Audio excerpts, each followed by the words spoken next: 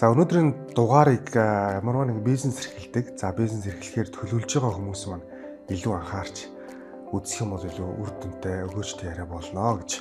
Би ч болохоор нөгөө 2015 оноос хойш бясалгал хийж гисэн байхгүй да.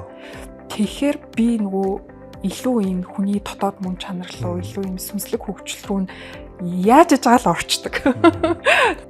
Хүртэх ирэхгүй мөнгө хүнд тийм сайн сайхан зүйлийг өрнөл авчихгүй. Сошиал илүү хөгжснөөс хойш ч юм уу ментор болоод коуч гэсэн юм тодтолтой хүмүүс нэлээд олон болсон.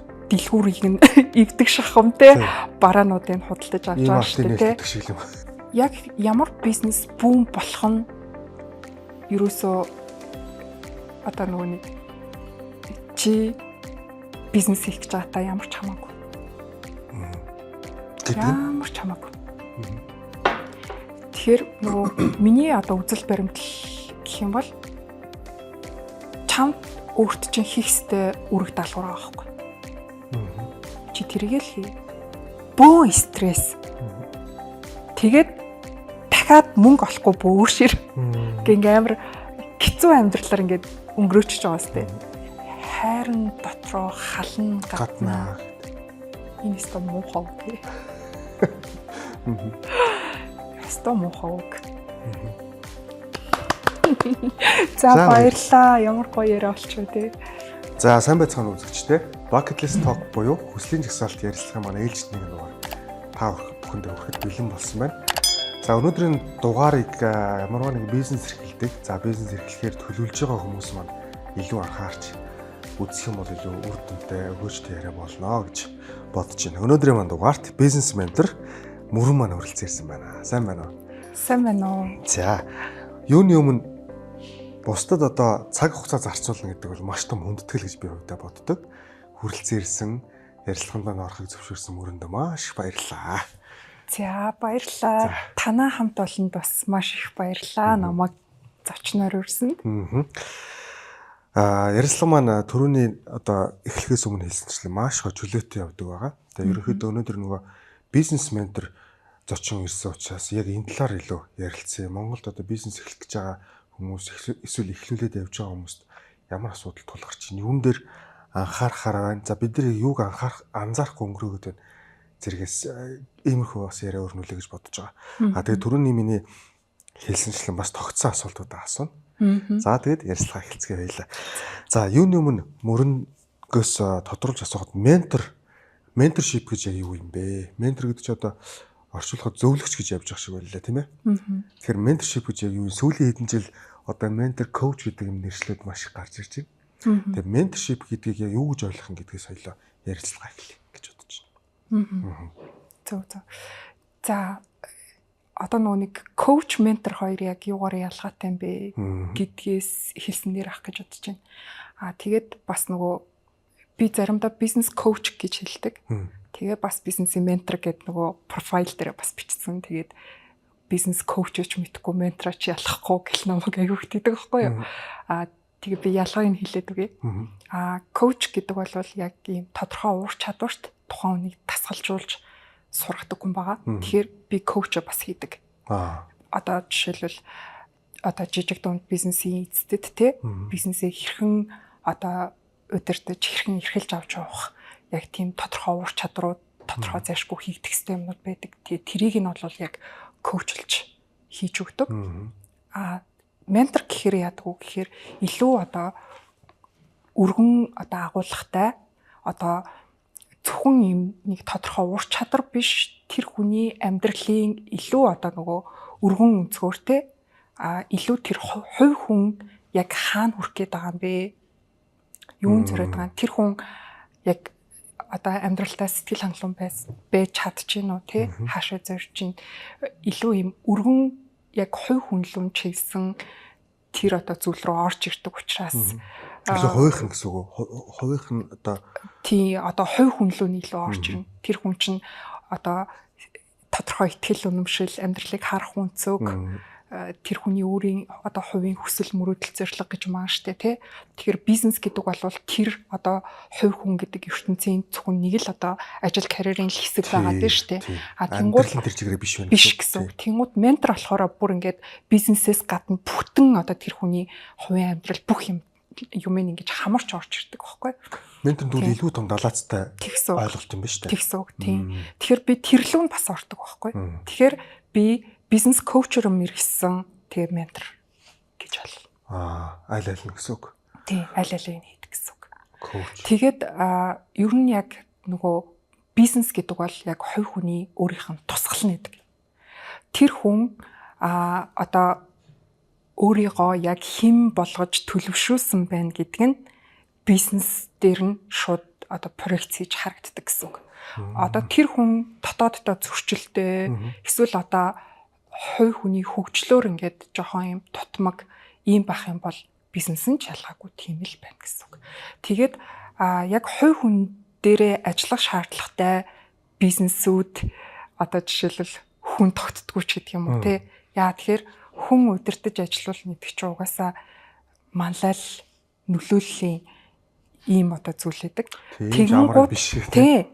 Тэгэнгүүт одоо ажилтнууд бол яг манлал хичээл дагна уу гэхээс биш одоо өөрөөс нь ингээд одоо сул дөрөөч гэдэг юм уу те сэтгэл зүйн хувьд ч юм те тэм хүнийг яг дагаж тэр хүнд удирдагдаж тэр хүнээс команд авч үүрэг даалгавар биелүүлнэ гэдэг бол боломжгүй байдаг байхгүй.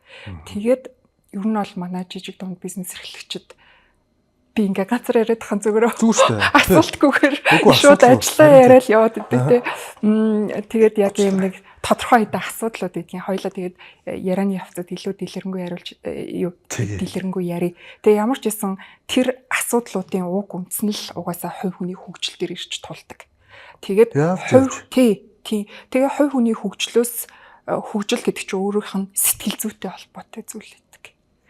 Итгэл үнэмшилтэй нь холбоотой зүйл. Сая нэг бизнес бол нөгөө хувь хүний юм дотоод ертөнцийн тусгал гэсэн утгатай мэлж дээ. Тэр өстө Йонг хийнэ гэдэг шиг тэгж санагдлаа.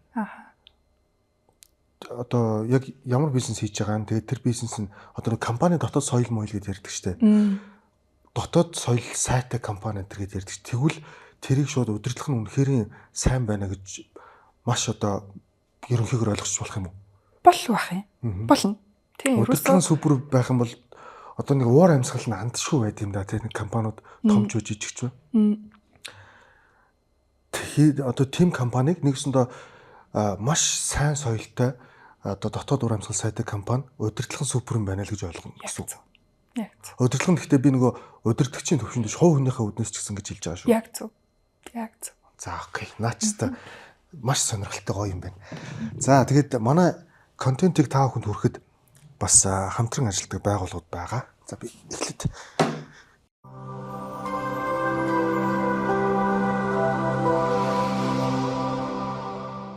за эхний дугаараас мань ахуулаад Janus Flower гэдэг цэцгийн дэлгүүр бидний дэмжин ажиллаж байгаа.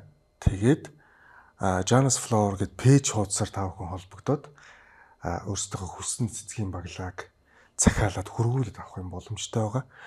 Тэгээд үн ханшийн өвч гэсэн ер нь одоо гадуур байгаа дэлгүүрүүдээс маш боломжийн үнэтэй ийм гоё үйлчлэгээ тийм газар байгаа. Тэгээд Janus Flower цэцгийн дэлгүүрийн хамт олондоо маш их баярлалаа. Манай зочинд маань энэ хүү цэцгийг өргөж байгаа юм шүү. Манай зочин болгоо. Эрэгтэй зочид төрөлсөн. Ямар гоё бэлэг вэ. За. Ишээ тавьчихвал болно. За.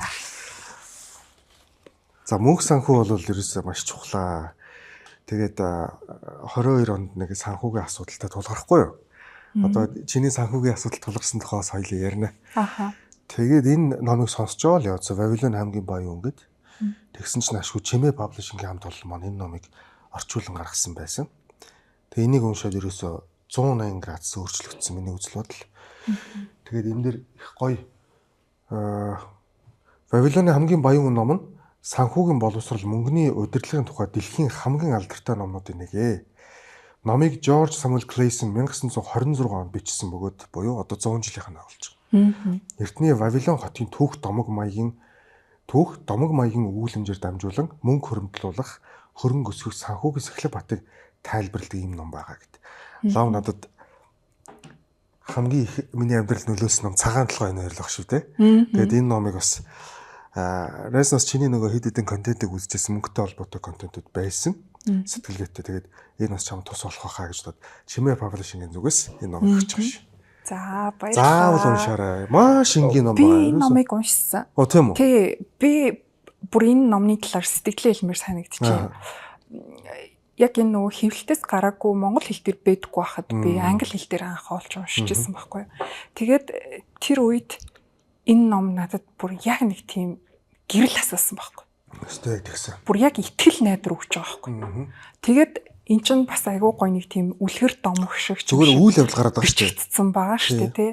Тэгсэн мөртлөө ингээд яа чи маш тийм хүчтэй ном тий. Маш гоё ойлголтууд өгдөг. Баярлаа. За.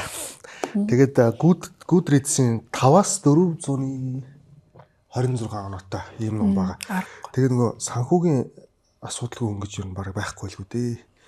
Тэгээд ямарваа нэгэн байдлаар санхүүгийн асуудал байгаа бол нэг л нэг болж өгөхгүй байгаа. Олж байгаа мөнгө чинь нэг л хүрэлцэхгүй байгаа болвол за нэг 20,000 төгрөг зарцуулаад энэ номыг аваад уншаад үзээрэй гэж зөвлөмөр байна. Тэгээд би одоо өөрөө уншиж үзээгүй ч юм өөрт нөлөөлөгөө өөрт ямар нэгэн байдлаар одоо эргээр нөлөөлөг бол юу гэж ингээл бураад суух уу тий одоо энэ анх хийснээс ахуулаад одоо бараг 50-60 дахь хүндээ бэлгэлж ах шиг байна. Тэгээ гол нь Чимээ паблишингийнхэн маань би ярилцлаган дээр дуртаадсан учраас энэ ярилцлагын зочдод ингэж бэлгэлье гэд холбогдсон юм лээ. Холбогдсон. Тийм гоё. Тэгээд аль болох олон хүнд нөлөөлөөсэй гэж бодож аль болох олон уушаасаа. Номын дэлгүүрээс олдохгүй байлаа шүү. Тэгэхээр тийм байлаа. Сая сүүлд нэлээ тий. Тэгээ мэдээ чи баян бол би баян, би баян бол чи баян гэдэг шиг.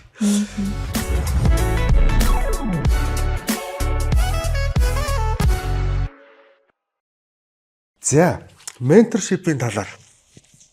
Тэгэхээр миний дараагийн асуулт бол одоо сүүлийн үед яг сүүлийн ялангуяа хэдэн жил сошиал илүү хөгжснөөс хойш ч юм уу ментор болоод коуч гэсэн юм тодтолтой хүмүүс нэлээд олон болсон.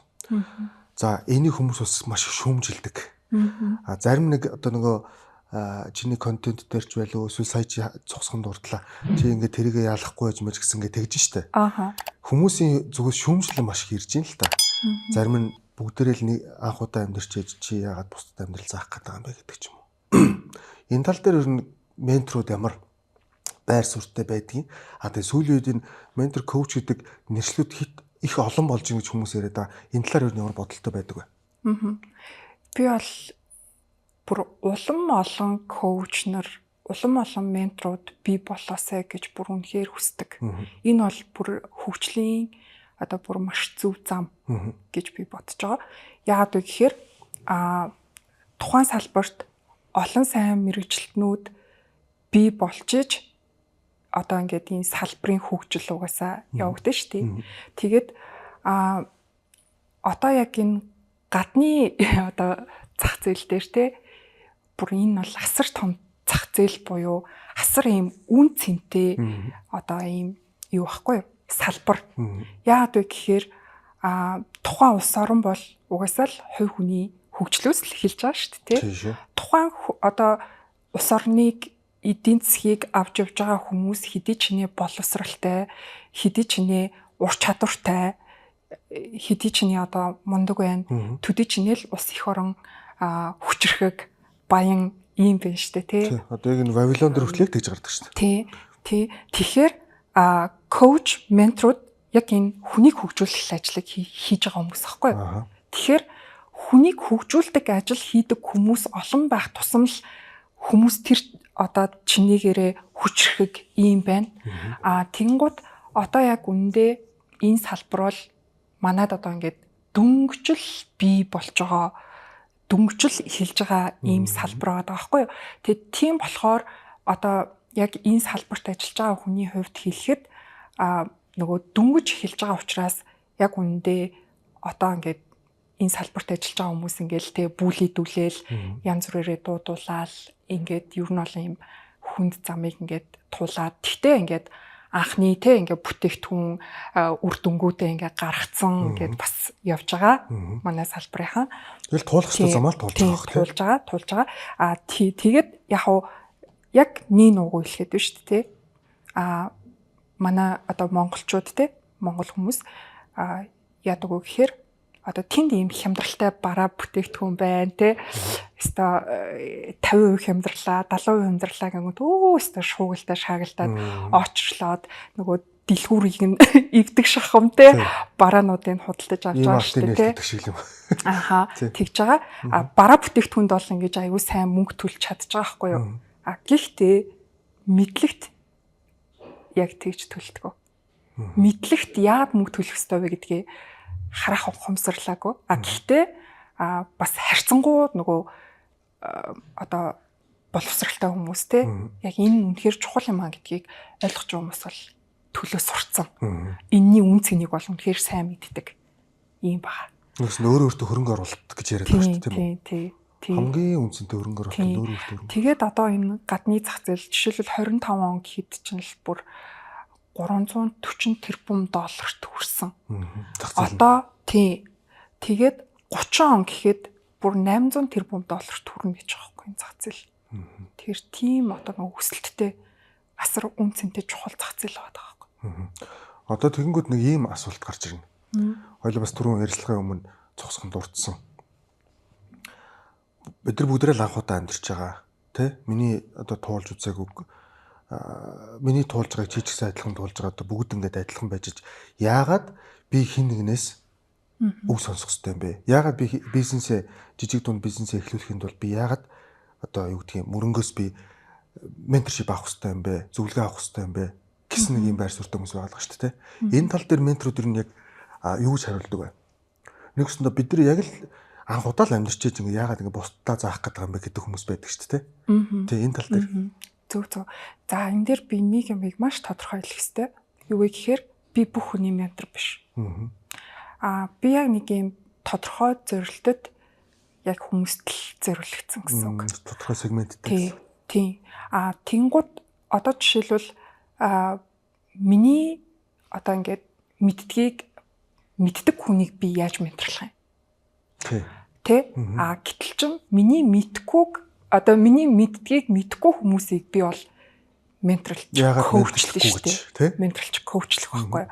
Тийм. Тэгэхээр нөгөө нэг яг ингээд нөгөө төвшнгөөрөө ингээд өөр чиглэлээрээ өөр гэсэн үг. Тэгээд нөгөө анх удаа амьдарч үзчихээ чи хараа лайф коуч те амьдралын тасгалжуулагчдын чи хараа амьдралцаадын ингээл тэгж шүү дээ. Тэгэхээр тэр хүн амьдралын тасгалжуулагч болохын тулд одоо ингээд тодорхой одоо кредит цагийн сургалт те одоо бас яг бодит хүмүүс төр ингэж ажиллаж туршлага хөрвүүлж байгаа шүү дээ. Тэгжиж тэр хүн чинь яг альбасаар коуч хийх эрхээ авч байгаа байхгүй да. Яг л сургууль сурч байгаатай адилхан биз дээ. Тэглгүй хаа тий. Тэгжиж тэр хүн чинь коуч болж байгаа байхгүй. Тэнгуутаа тэр хүн коуч болчоод бас бүх хүнийг амжилттай коучлна гэсэн юм бас байхгүй. Яагаад вэ гэхээр менторшип, коучинг те гэдэг чи яадгүй гэхээр яг ийм хоёр талт үйл ажиллагаа байхгүй. Коуч одоо яг өөрийнхөө сурсан арга зүй технологийн дагуу тэр хүн дээр ажиллана тийм үү? Нөгөө талаас тэр хүн бас яг коучийн хэлснээр ажиллах хэрэгтэй шүү дээ. Ингэжээж энэ хоёр яг бодит үр дүн бий болгоно. Гэтэл ягаад чи бас нэг ийм нөгөө амжилтгүй харилцаанууд бас байдаг байхгүй юу? Одоо магадгүй ингээ хоорондоо сайн ойлголцож чадахгүй ч гэдэг юм уу? Эсвэл одоо коучийнхаа хэлсэн зүйлсийг ингээд хийж чадахгүй ч гэдэг юм уу? Хийдэггүй ч гэдэг юм уу те? Иймэрхүү байдлаас болоод коучингийн үйл ажиллагаа амжилтгүй болох тохиолдлууд байна. Бүх юм амжилттай байх албагүй. Ментороос шалтгааллахгүйгээр гэсэн үг шүү дээ. Хин хинээс нь хамаарч болно. Хин хинээс нь хамаарч болно.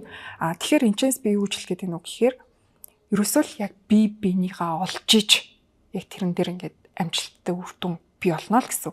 Тэгэхээр хүн коуч авахдаа, ментор сонгохдоо өөрөө маш сайн тэрэн дээр одоо нөгөө юу хийх ёстой. Судалгаа, эрэл хайгуулаа хийх ёстой гэсэн үг. Тэгээд яг энэ хүнтэй би ойлголцоо те. Энэ хүн яг намайг миний юу хийсэд байгааг те ингээд надтай ингээ ойлголцоод за мэдээж хэрэг нөгөө коучинг ур чадвараас нөлөөлнө л доо. Ур чадвар туршлага нөлөөлнө. А гэхдээ бас нэг юм vibe нийлнэ гэж юм байдаг байхгүй юу? Яг ингээ би бинийгаа ингэж ойлгож мэдэрдэг. Ядаж л одоо нөгөө амьдралыг харах үнцгэн ийм ойролцоо тийм бэжиж илүү сайн ойлголцсон гэсэн үг. Тэгэхгүй болохоор одоо хамгийн наазахын энгийн жишээ ярихад нэг нь айгуу тийм нөгөө сүнслэг хөгжил одоо эрчим минерэгч гэдэг юм тийм нэг сүнслэг талын одоо зүйлийг ингэж хүлээн зөвшөөрдөг хүн байхад нөгөө талд магадгүй цэвэр одоо реалист тийм шинжлэх ухаанч юм бахам бол энэ хоёр шин таарахгүй шүү дээ. Яг энэтэй адилхан. Чиний хувьд аль талынх нь юм бэ? Илүү сүнслэг талынх нь уу? Зүгээр сонирхож байгаа шүү дээ. Илүү би ч юм болохоор нөгөө 2015 оноос хойш бясалгал хийж эхэлсэн байхгүй да. Тэгэхээр би нөгөө илүү энэ хүний дотоод мөн чанар руу илүү юм сүнслэг хөгжил рүү яаж ажгаал орчдөг. Ер нь явж тэр нь л хамгийн нөгөө үндсэн үндэс гэдэг шиг юм шиг байна лээ. Бүх салбарт те.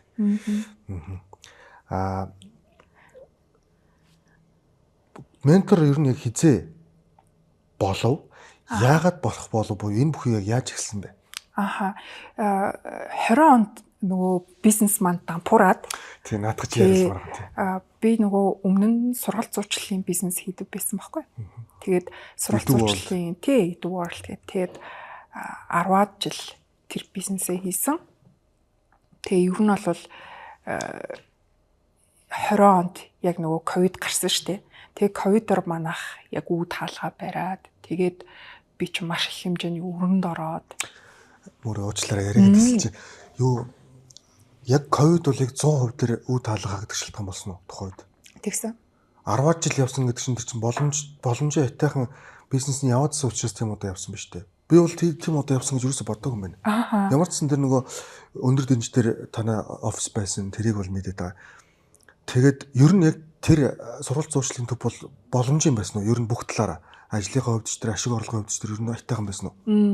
Нөгөө подкаст анх эхлэхэд тухайн одоо нөгөө бизнес нь яг хүнийхээ тусгал нэдгээ гэж ярьсан шүү дээ тий. Тэнгууд яг миний тусгал лээс аахгүй. Би хувь хүний хөгжил дээрээ ажилтгүй ийм байсан. Манай бизнес бол ингээд хөл толгой нь олдохгүй тий.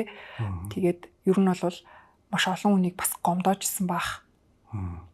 Тэгээд бас ийм нөгөө мэрэгжлийн алдаанууд тий гарч исэн одоо хүмүүсээ би сайн ажиллуулж чаддгүй, хяналт сайн тавьж чаддгүй ч гэдэм үү тий. Тэг би өөрөө ч бас яг тийм байсан үе яахгүй.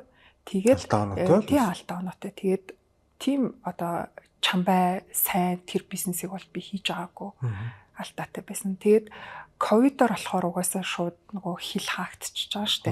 Хил хаагдаа. Тэгээд тэр үед нөгөө манайхаар гадагшаа явах байсан 30-аад хүн бүгд ингээд явж тахаа болоод за тэгээд нөгөө сургуулаасаа төлбөрөө буцааж авъя. Одоо ингээд нэгэн тийм байдлын болцсон юм чинь ингээд ингэсэн. Тэнгууд гадны сургуулиуд ямар ч тэрэнд нь хариу үйлдэл үзүүлээгүй. Тэгээд би нөгөө дундын зуучлагч учраас тэр бүх хариуцлагыг ингээд өөртөө авсан. Тэгээд асар хэмжээний өрөнд орсон. Тэгээд нууцшил ойролцоогоор хэрэг 350 сая өрөнд орсон. Тийм.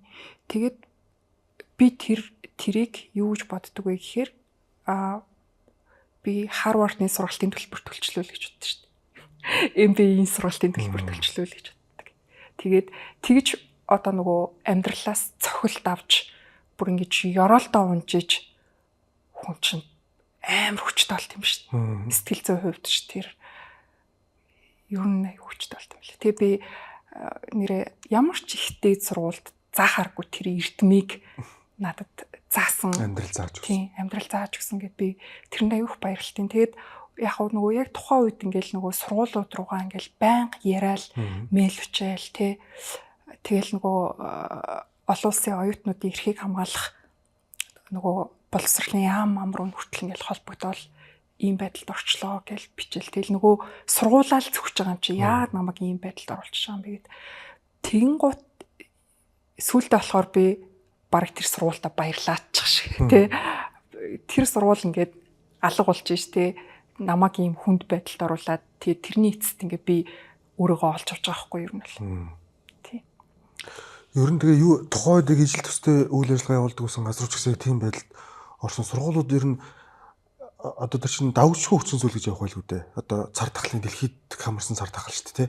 Тэгэнгүүт яг энэ тохиолдолд ингээд нэг юм эргээд төлбөр төлөх ч гэдэг ч юм уу тиймэрхүү юм бол ерөөсөй байгаагүй юм байна тухайд бол. Одоо хилцэл гэх юм уу? Гэхдээ ерөөсөө тийм байгаагүй. Тэгээд нөгөө хүмүүс чинь шууд манай байгууллагыг л шүүхтэж байгаа юм чинь. Тийм манай байгууллага шүүхтгсэн. Тэгээд ер нь бол шүүх цагдаагаар нэлээд удаан явсан би. Тэгээд нөгөө шүүхийнхэн цагдаагийнхан бүр ингээд таньдаг болчих юм чинь. Дахиад чи юу гэл. Тэгэл би нэг юм хүмүүсийн мөнгийг л өөртцсөн нэг л өөрч чам. Тэгээд тэрний хажуугаар ч нөгөө сошиал дээр бас амар нөтөлж байгаа шүү. Гэл зургийг маань тавиал энэ ингээ миний мөнгийг л өөртцсөн юм гэд. Тэгээ яг маш хүнд байдал гэхдээ энэ хүнд байдлыг даван туулахад нөгөө бясалгал тий тэр л тус болж байгаа юм чинь. Яа тэгэхээр хэрвээ би бясалгал хийдэггүй тий ингээд өөрийнхөө сэтгэл зүг ойлгохгүй юм байсан бол хачин юм болж байгаа. Тэгэхэд чинь тэнд би ингээ оршоод байгаа байхгүй. За бүх зүйл мөнх бус тий. Энэ бол ингээл болол өнгөрнө гэд ингээд ийм гоё юм сэтгэлийн амар амгалантай тогтун байж чадаад байгаа байхгүй. Тэгээд тэрэнд би маш их талархдаг.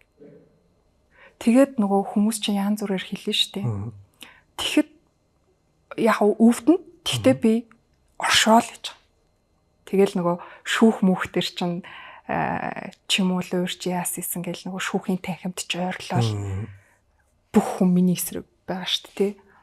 Тэгээд тэгэхэд би ингээл хинтээч маргалтахгүй хинт ч тайлбар тавихгүй би зүгээр л оршиж исэн тийм. Тэгээд хүнд ийм сэтгэлийн хатыг суулгаж өгдөг юм. Тэгээд баг бүх ертөнц чиний эсрэг багт гэдэг шиг тийм үед ингээд яг тийм үедийг хүнд хоёр сонголт байх шиг байна. Нэг бол бууж өгöd бүхнийг тавиад туах. Нэг бол ингээд өстө чиний хэлдгээр оршоод тэгээд тест давж хараад юу ч мөнх биш гэдгийг ойлгоод гэх юм уу те. Тэг өнөөдөр ингээд сайхан ярилцаа суух. Ер нь бол ярилцлаганд орооч гэж өөрсөн бас нэг шалтгаан чинь юм байгаа юм л да. Нөгөө чиний YouTube сувг дээр бас оруулж ирсэн бичлэг дээр билүү. Ямар ч зүйл би нэг тэр бизнес нэг амар болоод ингэсэн юм гэж би мэдсэн. Тэгэл энийг яриулах гал. Одоо үзэж байгаа хүмүүст мэдээж хэрэгтэй байгаасаа гэсэн үднэс те. Тэр үед одоо яг нөхцөл байдал бол шал өөрлөсөн маш. Тэр одоо тухайд юу ментор энтер байх тийм биз дээ. Тэгээ одоо ингээ ментор болсон ингээд ажил бизнес чинь ингээд амжилттай ингээ явж байдаг. Одоо ер нь яг нөхцөл байдал ямар хөө байна? Одоо юм нь бол хүмүүс одоо ингээд чи утсаа салгаж алгуулаагүй байна. Стил YouTube дээр юм хийдгэрээ хийгээд Facebook ч ингээд яг л ажиллагаар ажиллаад ингээд байгаад нэгсэндээ чи ингээд нуугдж зүхтэж алгуулахгүй шүү дээ. Тийм нуугдаагүй. Тэнгүүд хүмүүс эхлээл зүхж байгаа сүултээ за бас ч нэрэ гэж бодсон байлгүй дээ. Тэр хүмүүсийн ер нь хандлага харилцаа яаж өөрчлөгдөж юм одоо ер нь яг ямар хөө байдалтай байна.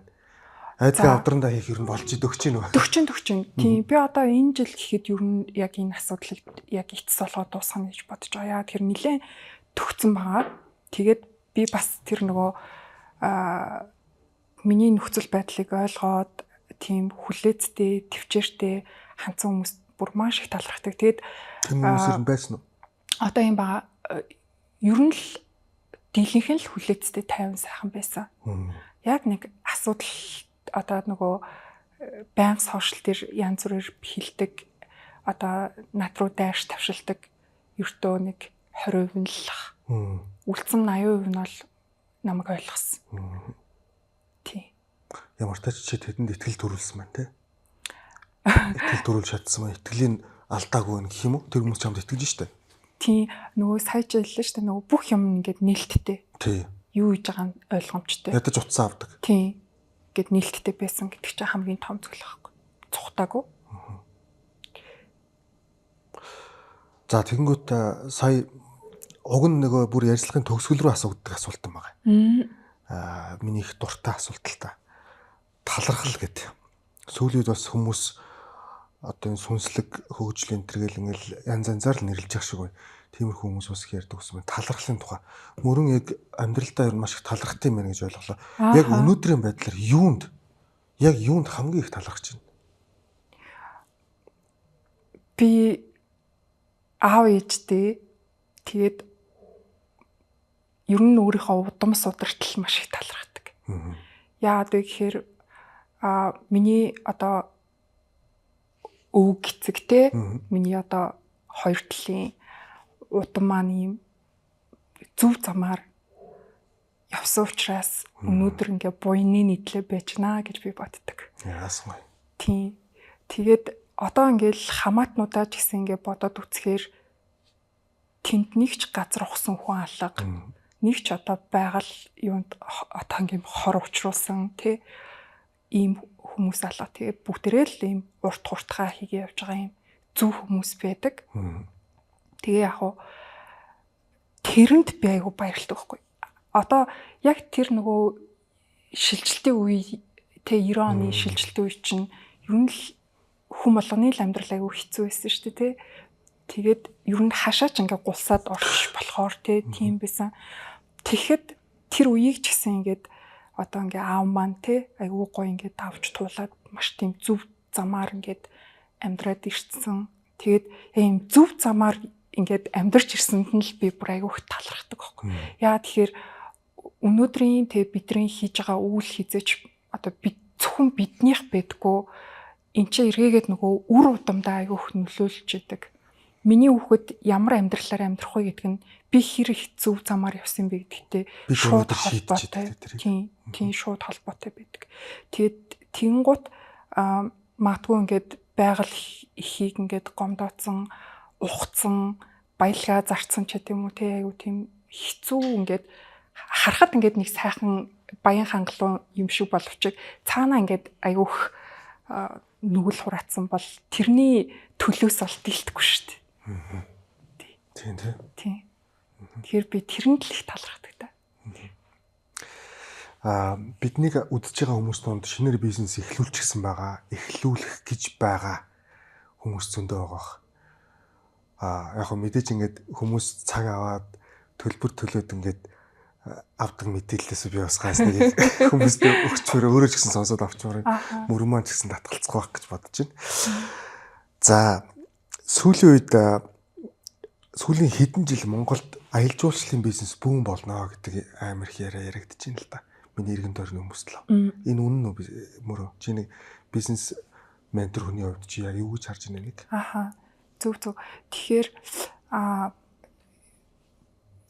яг ямар бизнес бүүн болох нь ерөөсөө одоо нөгөө нэг чи бизнес хийх гэж байгаа та ямар ч хамаагүй. Ямар ч хамаагүй. Тэгэхээр нөгөө миний одоо үзэл баримтлал гэх юм бол чамд өөрт чинь хийх ёстой үүрэг даалгавар байгаа байхгүй. Чи тэрийг л хий. Тэгэхгүй одоо ингээд ямар бизнес бүүн болох вэ гэдгийг одоо бодоол те. Тэрний араас хөөцөлнө гэдэг чинь ер нь бол мөнгө хөөцөлтөн гэсэн үг шүү дээ. Тэгээд тийм мөнгө хөөцөлтөж хийж байгаа бизнес болтгоо байхгүй юу? Болохгүй. Тэнгүүд сөргүүлээд хүмүүс ингэж асууж шүү дээ. Бизнесийг мөнгө олох гэж хийхгүй бол өөрөө яах гэж хийх ингээд. Би тэгж байгаа юм биш шүү. Зүгээр би яг мэдчихээн тийм комент орж ирнэ. Тийм сэтгэл орж ирнэ. Энэ тохиолдлыг менторууд юу гэж хэлэх вэ? Мөнгө шагнал болж ирдэг. Бонус зүгээр бонус нь. Бонус. Тийм. Чи яг хийх ёстой юм аа. Бүр ингээд чин сэтгэл шингээгээд тэрийг бүр ингээд тархин дотроо ингээд бүр нэрж байгаа штэ. Яаж энэ зүйлийг илүү олон хүнд хүргэх вэ? Яаж энэ асуудлыг шийдэх вэ?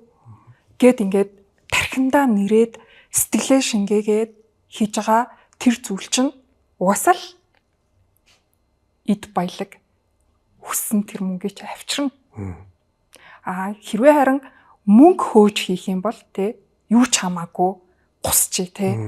Тэд нугалчээ, ингэчээ гэж байгаа юм бол яах вэ мөнгө олж болох л бах.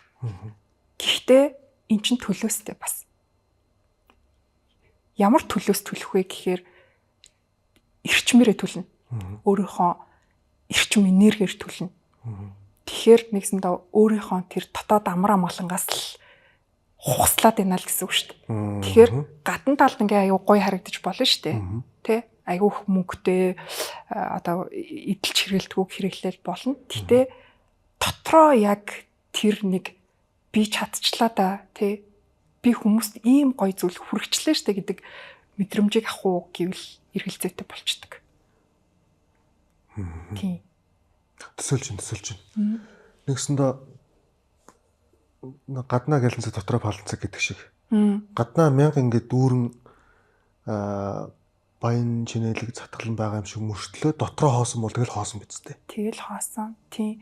Тэгээд тэр нь болохоор нөгөө эд баялаг мөнгийг үүсгэж байгаа зүйл юусоо биш. Энэ хоёр хамт орших ёстой шүү л гэдэг юм.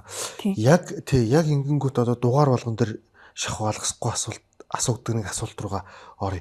Мөнгө одоо Вавилоны хамгийн баян би бол энэ номыг хүмүүс санхүүгийн асуудлаас гараасаа гэж бодож ингэж зочдтой бэлгэлж ингэж ярьцлагаараа хүмүүс төрөг гэдэг. Би бол бас гарцсан мөнгө үл мэдээж үгүй шүү дээ. Тэгтэл хамаагүй дээрдсэн гэж төрүүлсэн те. А тэнгууд мөрөн бизнес гэдэг бол өөрөө асуудлыг шийдэхтэйгээ өссөн үсэг тодорхой хэмжээгээр мөнгөтэй холбогдож байгаа шүү дээ. Бид бүхэн өөрсдөө амьдрах хэрэгтэй тийм ээ. А тэнгууд бизнес ментор хүний хувьд гэх юм уу эсвэл магадгүй яг өөрийнхөө хувь хүнийхээ үүднээс хариулаарай гэж хүсэж байна. Мөнгө ер нь амьдралд хэр чухал зүйл вэ буюу бид нар мөнгөөр аз жаргалыг худалдаж авч чадах уу гэдэг асуулт байна. Чиний бодлоор. Нөгөө нийт асуудлын 80%-ийг мөнгөөр шийдэж болно гэдэг байна шүү дээ. Санал нэг байна. Тийм. Тэгээд 80% гэдэг чинь 100% гэсэн биш байж таарах гэдэг байна тийм. Ямар ч байсан нөгөө амар амгалан амьдралыг чинь бол бий болгоно. Тийм амар амгалан болгоно. Тэгээд бүх хүн мөнгөтэй элбэг хангалуун сайн сайхан амьдралыг бий болгосоо гэж би бас хүсэж байна. Би бас маш их тэгж хүсдэг. Тийм. Тэгвэл бидний амьдарч байгаа орчин хүртэл төсвөр болно. Тийм. Хүмүүсийн соёлж. Тэгээд миний одоо ингээд сүүлийн үед аягүй ухаарад байгаа зүйл юу юм бэ гэхээр нэг юм хүнд юм нэг савны хэмжээ байд юм байна л гэж боддог. Тэгээд тэр савны хэмжээгээр нь өгөгддөг.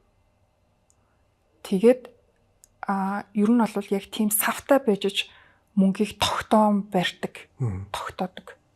Тэгэхгүй бол яг ингээ ямар нэг аргаар яаж ч тэг ингээд нэг мөнгө олж болно. Гэтэ мөнгө тогтно гэдэг чинь шал өөр юм байна. Харин нэг тэгж яриад байгаа шүү дээ. Мөнгө олох бол тийм нэг одоо тийм хэцүү зүйл бол биш ээ гэдэг. Тэнгүүд тэрийг тогтоон барина гэдэг чинь яг чиний хэлж байгаа санаа. Тийм. Тэнгүүд тэрийг хэн тогтоон барьж гэнэ гэхээр яг л одоо тэр зүйлийг авах эрхтэй болсон хүн. Яаж авах эрхтэй болсон бэ гэхээр тэр хэмжээний нөгөө сорой шалгууруудаа давж туулаад өөрийгөө хүн болгоод тэ нэг юм одоо юм бусдад туслах чин сэтгэлтэй өгөөмөр тэ нэг юм гоё юм сэтгэлтэй юм зөв хүн болж төлөвшөө. Хорн арилцсан. Тийм. Тэр хүн чинь яг тогтоон барьж байгаа юм. Яг тогтоод. Тэгээ тэр мөнгийг үнэхээр ийм нөгөө аз жаргалтайгаар зарцуулдаг, олдог. Тийм баг. Хүмүүс юун дээр хамгийн одоо энгийнээр хэлвэл юун дээр анхааруулах гэж тогтоон барих ухаантай боيو тийм сав гэж яриад ич зөөрлжтэй. Бидний яавал дээр вэ нийтээрээ? Тэр мөнгийг олж байгаа арга зам нь аюул чухал. Ер нь бол мөнгө гэдэг чинь ингээд нэг юм чиний юу одоо ингээ өөрөөсөө одоо зориулж байгаагийн чинь шагнал болж ирж байгаа зүйл байгаа таахгүй. Тэгэхээр чи юуг хорвоо ертөнцид яг өгч чадаад байгаа юм. Тэ. Тэгэхгүй ямар нэгэн зүйл өгөхгүйгээр зүгээр ингээд ийм сувдаг сэтгэлээр тэрийг ингэж авах гал. Аваал тэ. Тэгэхээр энэ ингээд болохгүй болчиход байгаа байхгүй. Тэгээд ер нь ийм нөгөө нэг хүртэх ирэхгүй мөнгө хүнд тийм сайн сайхан зүйлийг ер нь л авчирахгүй. сэтгэлийн тэр одоо нөгөө амар амгалан ч айгүй чухал байгаа шүү дээ. Харин тэр ер нь баш чухал ба маш их мөнгөтэй мөртлөө үнэхээр тансаг сайхан байшинд амьдарч байгаа мөртлөө сэтгэл нь тавгүй тухгүй байвал тэгээд тэр ч одоо ямар нэгэн ас жаргал байгаа тийм. Тэгээд дээрэс нь энэ дэр нэг юм нэмж хэлэхэд юу вэ гэхээр таны хийх ёстой зүйл байгаа. Харин мөрөн тэрийг яг яаж мэдэх вэ? Одоо яг яалтч нэг ийм юм ийм сэдв яригдаад байгаа. Чиний хийх ёстой зүйл гэж байдгаа гэдэг. Би ч тэрнтэй санал нэг байгаа. Гэхдээ энийг яаж мэдэх вэ? Яаж олж мэдэх вэ? За, эхний нөгөө юугаа дуусгачаад наас сэдвэрч байгаарай.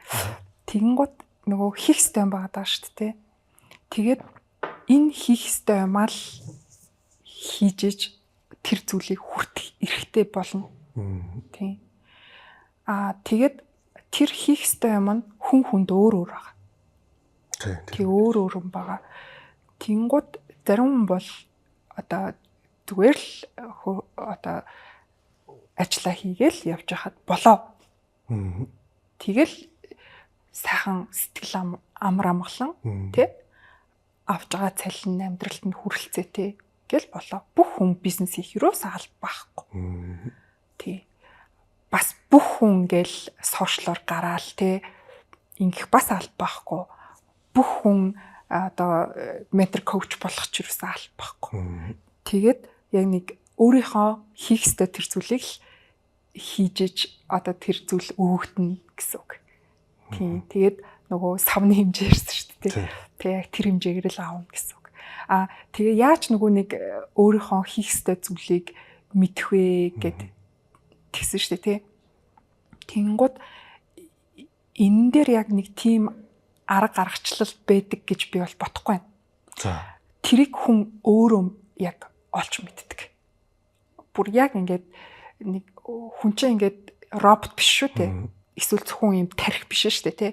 Хүн чинь юм нэг мэдрэмжийн, сэтгэлийн ийм одоо амтан байгаа шүү дээ, хүн.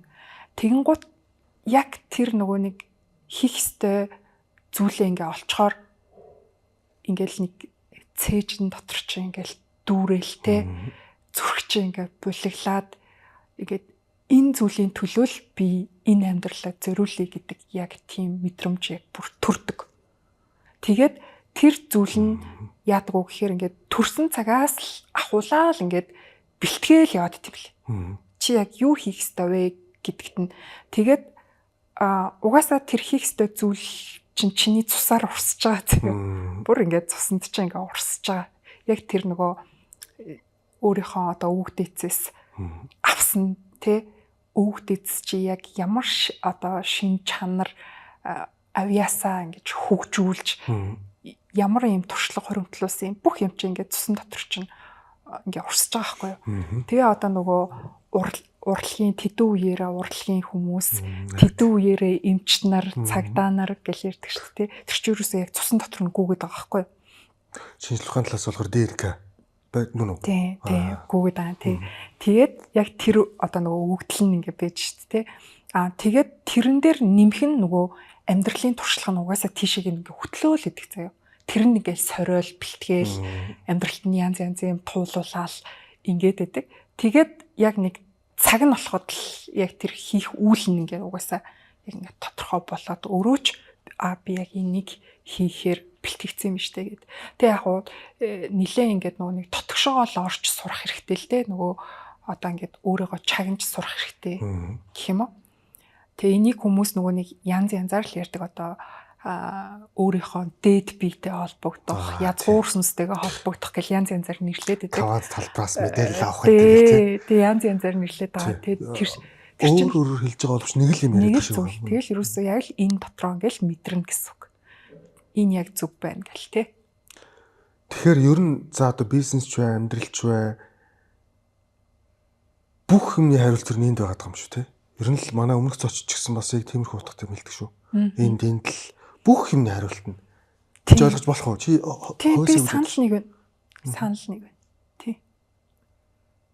Тэгээ бодохыг сонирхолтой байна шүү. Бид нар болохоор гаднаас хаагаад идэг. Тий. Гаднаас амар тайван аз жаргалтай байдал хаагаад идэг. Гэтэл яалтчгүй нэг юм үзсэн нүдтэй алцсан эсвэл ингээд унж ороход босоод үзчихсэн хүмүүс бол энэ дотор ч юм байгаа ш тэлгээл тэгээд байгаа юм да. Одоо Монголд бизнес ихт амар чанга байна, хүнд байна. Бизнес хийнгүүтэл шууд потенциал нэг гэмт хэрэгтэн болж юм болж тэр нөгөө яг нэг хоёр тайлан байлан гаргадаг гэл хүмүүс ярьжлах шиг байна л да.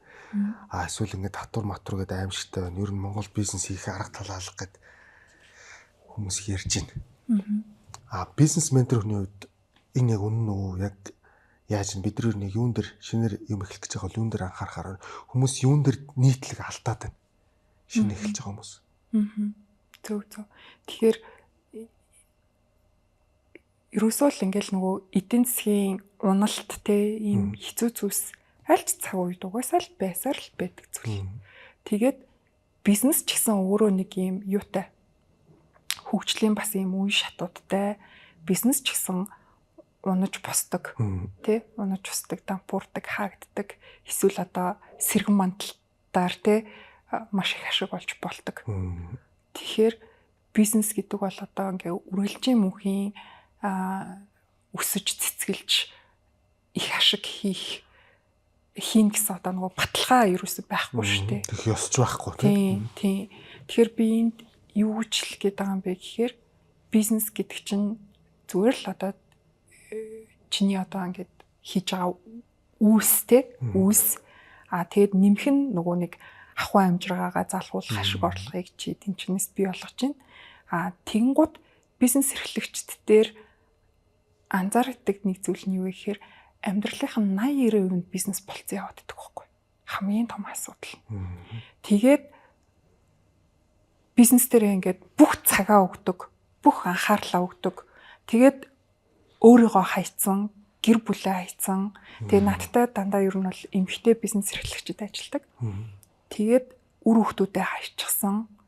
Тэгээд айгүй тийм аз жаргалгүй болцсон байдаг байхгүй юу? Тэгэхээр би ялангуяа эмэгтэйчүүдтэй юу ч хэлэх үү гэхээр бизнес биш чи өөрөө айгүй чухал шүү. Чиний аз жаргал их чухал, чиний энерги их чухал, чиний одоо ингээ vibe одоо үйлцэлтэй эн чинь айгүй чухал. Эн чинь унахал юм бол бизнес чинь босч ирэхгүйгээр унах. Тэгэхээр яг уу эрэгтэй хүмүүс бол илүү нөгөө нэг өрсөлдөөнчтэй, илүү одоо стратегч, илүү одоо ийм тийм байдлаар бизнесийг хийж болно заяа. Болно. Эмэгтэй хүн бол тийм биш. Эмэгтэй хүн яг эрчүүд шиг бизнесийг хийх юм бол за тэгэл сүрэл.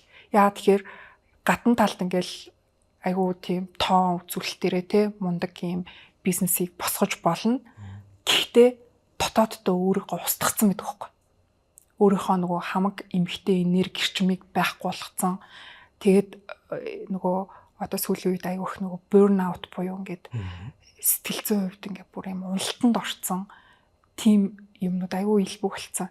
Тэгээд эмгтэй хүн бизнесийг яг тийм буруу арга замаар буруу хийгээд нөгөө тэнцвэр гэдэг зүйлээ олохгүйгээр ингэж зөвхөн мөнгө хөөж бизнес хийх юм бол хизээч босч ирэхгүй. Тэгэхээр эмэгтэйчүүд бизнесийг маш өөр арга замаар хийх ёстой. Өөрийнхөө тэр одоо нөгөө нэг эмэгтэй энергийг тэтгэж тэ өөрийгөө амрааж ингээ бизнесээ гоё юм урлаг болгож хийжиж эмэгтэй хүний бизнес илүү гоё цэцгэлдэг. Тэгэхээр одоо нөгөө бизнес эхлүүлэх гэж байгаа болон бизнес хийж байгаа эмэгтэйчүүдтэй би юу гэж зөвлөх вэ гэхээр дахиад нөгөө өөрлөгөө орж ирж байгаа юм. Чи яг юу хийхээр аз жаргалтай байд юм бэ? Чи тэр зүйлээ л бизнес болго. Бити мөнгө бод. Чи яг дуртай зүйлээ жаргаж хийгээд аз жаргалтай байж хаад аяндаа ингээ мөнгө чинь угаасаа ингээд илбэг хангалуунаар угаасаа ороод ирнэ.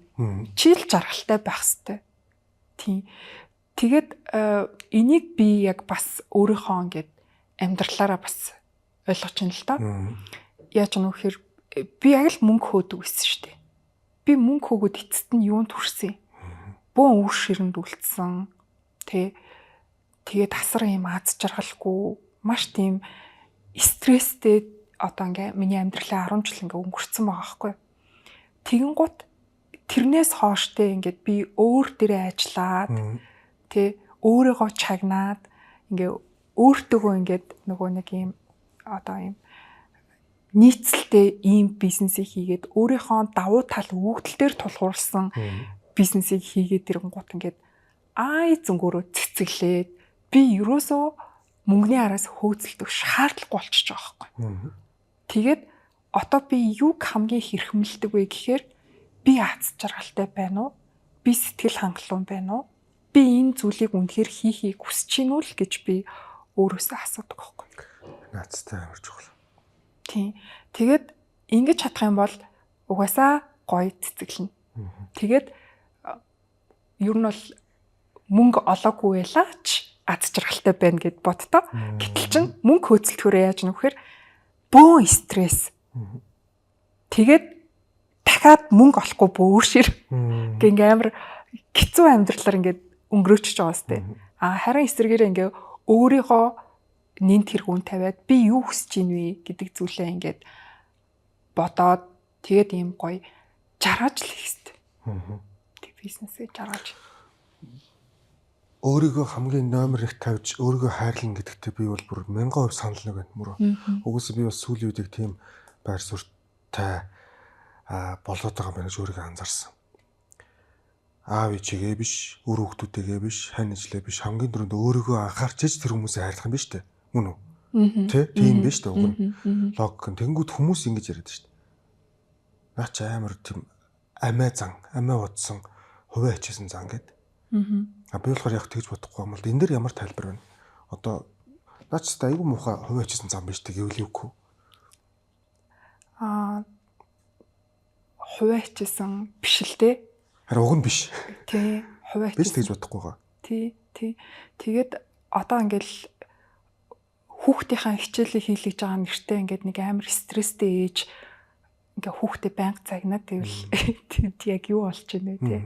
Нэг талаасаа ингээ хүүхдтэй айгу анхаарат байгаа юм шиг боловч нөгөө талаасаа айгу тийм ууртай стресстэй. За хүүхдэд загнаагүйсэн ч гэсэн стресс гэдэг зүйл чинь хүүхдэд мэдрэгдэж байгаа шин. Мэдрэмжийн түвшинд мэдрэгдэж байгаа шин. Тэгээд хүүхдтэй тийм муу мухай зүйл мэдрүүлээд тэгээд хүүхдтэй хайртай гэж хэлж болох уу? Тэ. Тэгээд нөгөө нэг ийм үг өгдөн штэ. Хайрын дотроо хална гаднаа гэдэг.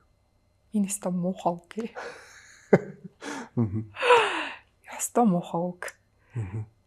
Хайртай бол тэрийг илэрхийлэх л гаднаа ч яагаад ажиллахгүй байгаа тийм. Илэрхийлэх л өстой гэж боддیں۔ Тэгээд тийм юмнаас болоод хүүхдүүдтэй айгүйх трама өгсөн.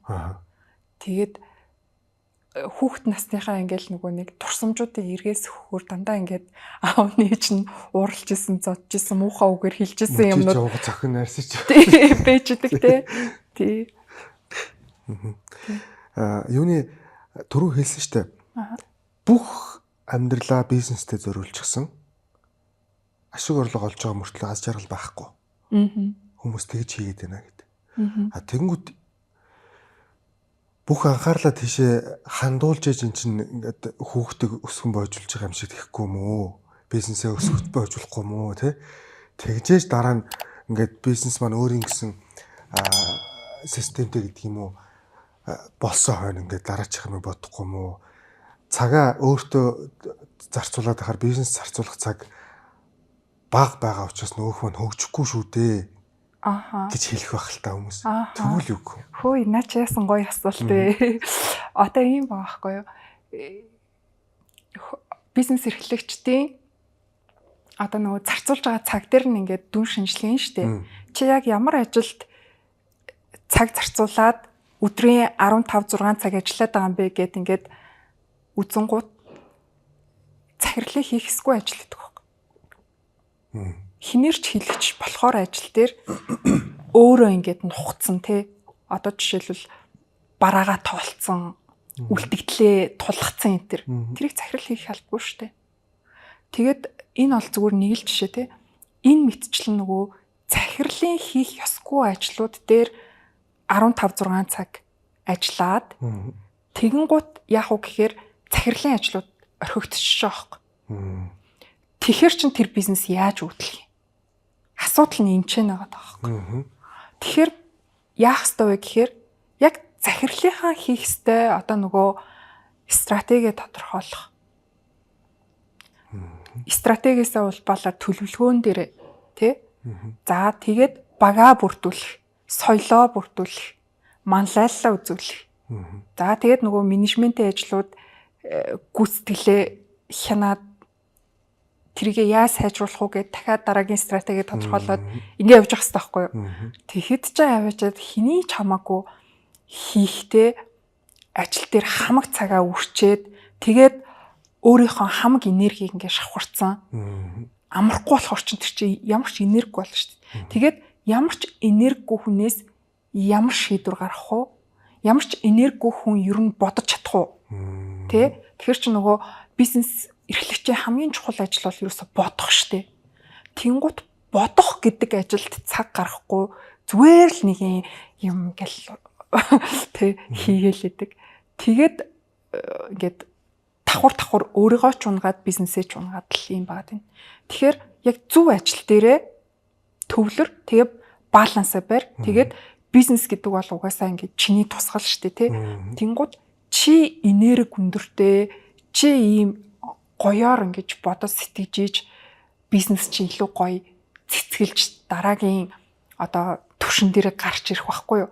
Тэгэхгүй ингээд өөртөө ямар ч хөрөнгө оруулалт хийхгүй, мэдлэгтэй хөрөнгө оруулахгүй, эрүүл мэндэ бүр ингээ хайцсан, хоол ундгүй хідэн цагч явдیں۔ Тэгээд нэг хоол унд болтохороо дандаа юм болохгүй хоол хүнс иддэг. Тийм. Хангалттай унтахгүй. Тэгээд унтахгүй, тэгээ стресстэй, тэгээ стрессээ тайлчин гээд алкогол хэрэглээд тэгээ үндсэндээ ингээд бүх юм сүнж байгаа байхгүй юу. Тэгэд эцэст нь яаж нөх гэхээр би энэ амьдралын төлөө би тэмцсэн штэ, би энэ бизнесийг босгож ирэх гэж тэмцсэн штэ гэд ингээд нэг юм хохирогчийн дүрд ороод тэгэд яагаад би гэж тэгээ хүүхдүүд нь өөрийнх нь хүүхэд биш болцсон. Үгийн сонсгоо болцсон. Нөгөө зүрх сэтгэл нь амар холтцсон. Хүүхдтэй бүр ингээд нөлөөлж чадхааргүй юм болцсон. Тийм амар хэцүү амьдралыг ингээд бий болгочихж байгаа байхгүй. Тэгэхээр чиний амьдралын ердөө нэг хэсэг чинь л чиний бизнес. Тэгэхээр ингээд бүх юм ингээд тэнцвэртэй байлгах хэрэгтэй. Одоо хоёул нэг базаад нэг гоё ойлголт авъя. Юу гэхээр бизнесээ тэнцвэртэй байлгах. Хоёул нэг за жишээлбэл энэ цэцгийн дэлгүүр ингээд цэцэг ном хоёр ингээд хамт зардаг жижиг дэлгүүр нээх гээд нэг бүсгүй байна гэж бодъё. 20 дэд жоох охин байна гэж бодъё. Энэ ажилдаа үнэхээр дуртай. Ном унших үнэхээр дуртай, цэцэгэнд үнэхээр дуртай юм охин. Тэгээд тэр маань ингээд шинээр бизнес эхлүүлэх гэж байгаа байна гэж бодъё. Тэр нь мэдээж маш их ажил болно гэж төсөөлье. Энэ жоох охинд энэ 20 дэд охинд яг балансаа ингэж бариараа гэдэг ч юм уу нэг гоё ерөнхийд нэг базаад яг бизнес хийж байгаа эмэгтэйчүүд сонсоод эсвэл хийхээр төлөвлөж байгаа бүсгүүчүүд сонсоод нэг юм ойлголт авахар нэг гоё базаад нэг гоё яах гэж өөрийгөө хайрлах гэж яг юу юм балансаа барина гэдэг нь яг юу юм ажилдаа цагаа зарцуулна гэдэг нь яг юу юм гэдгийг хэлж өгөөч мөрөө. Тэгэхээр ерөөсөө хамгийн эхлээд нөгөө нэг захирлынхаа ажлыг хий гэж хэлнэ. Тэгэхээр нөгөө хүмүүс ч ингээд янз янзын л нөгөө ажлын туршлагатай байгаа шүү дээ. Тэнгууд захирлын ажил гэж яг ямар ажлыг хилээд байгаа юм бэ гэдэг ойлголт байхгүй. Тэгээд тэр ажлыг одоо захирлын ажлыг яаж сайн хийх үү гэдэг туршлага ойлголт байхгүй гэдэг баггүй юу. Тэгээд яадгүй гэхээр ерөөсө бүх ажил руу хутгалдаж ороод тэгээд өөрийнхөө хөгжлийг ингээд орхигдуулсан. Тэгэхээр хөгжил нь ингээд орхигдсон захирлууд хүн ажиллуулна гэж байхгүй шүү дээ. Тэгээд сэтгэлгээ нь бүх юмыг өөрөө хийх хандлагатай байдаг. Тэгээд бүх юмыг дандаа ийм нөгөө төсөв мөнгөөр ингэж сэтгэж боддог заяа. Тэгээд тэрнээсээ болоод ингээд өөрийнхөө хөгжлийг айгүй хааж идэг. Одоо жишээлбэл энэ ажлыг хүнээр хийлгэх чиглэн гут тичнээн төрний зардал гарах гэдэг юм биш үү? Тэгвэл өөрөө хийчих. Тэгвэл өөрөө хийчих.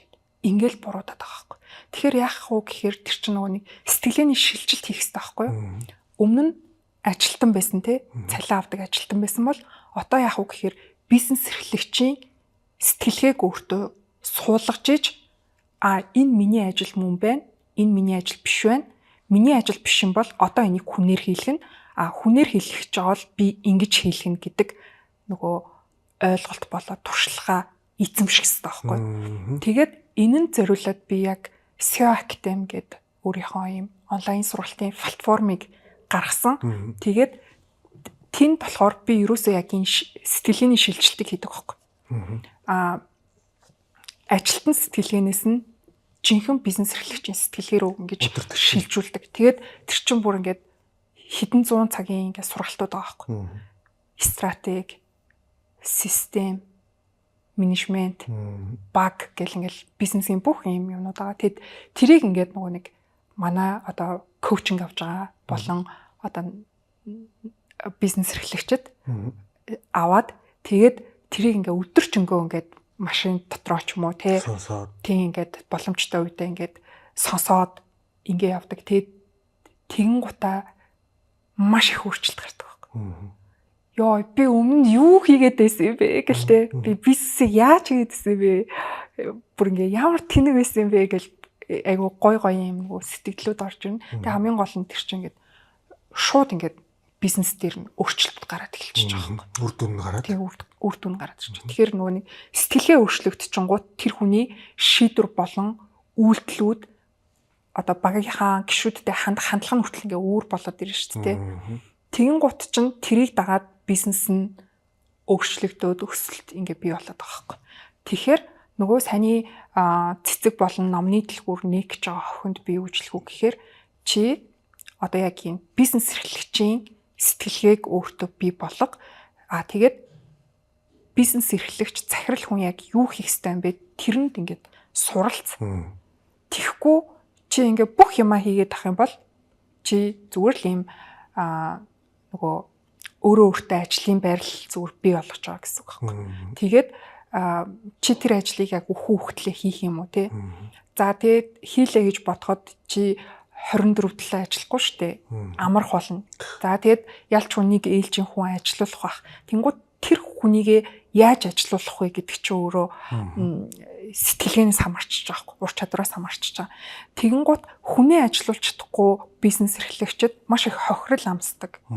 Яагаад вэ гэхээр одоо ер нь айгүй түгээмэл тохиолддог учраас би яриад байгаа шүү. За нэг хүндээ ингээд даатгаад ингээ хамаг юм орхио явцсан байжсэн чинь нөгөөтг нь байхгүй оронд нь бөөн санхүүгийн ингээ асуудалд оролцсон, идэж уудсан, мөнгөний гусдаг тий бараа материал нь дутцсан, тий ийм асуудалд яг ороод идэг. Яа тэгэхээр тэр чинь хүнийг яаж ажилуулах вэ гэдгийг мэдэхгүй байгаа байхгүй тий. Тэгээ эсвэл ингээд нөгөө ганц ажилтнаа гээл баахан ингээл нөгөө бэлгэсэлт тий ар гэртэн тусламж энтер гээл явж исэн чинь нөгөөтг нь ингээ үрлүү нүшгэлдэг.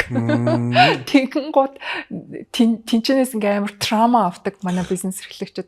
Өстой нэг хүнд ингээ амар итгээд ингээ аюу туслаад гоё ажиллуулж исэн чинь намайг инглээ гэл. Тэгээд үгүй тэр хүнд ямар ч асуудал байхгүй заяа. Хоёлаа өөрчлөх хэрэгтэй гэл. Тэгээд ажилладаг байхгүй. Зөв. Монгол тэр нь бизнес эрхлэх одоо орчин нөхцөл гэдэг юм уу хуулийн зохицуулт юм нь үнэхээр хэцүү гэж хүмүүс ярихыг би зөндөө сонслоо. Энийг үнэн үү? Эсвэл бас арай үгүй юу? Хэцүү шүү дээ. Тэгээ бизнес хийнэ гэдэг чинь өөрөө угаасаа амаргүй байхгүй. Хэцүү.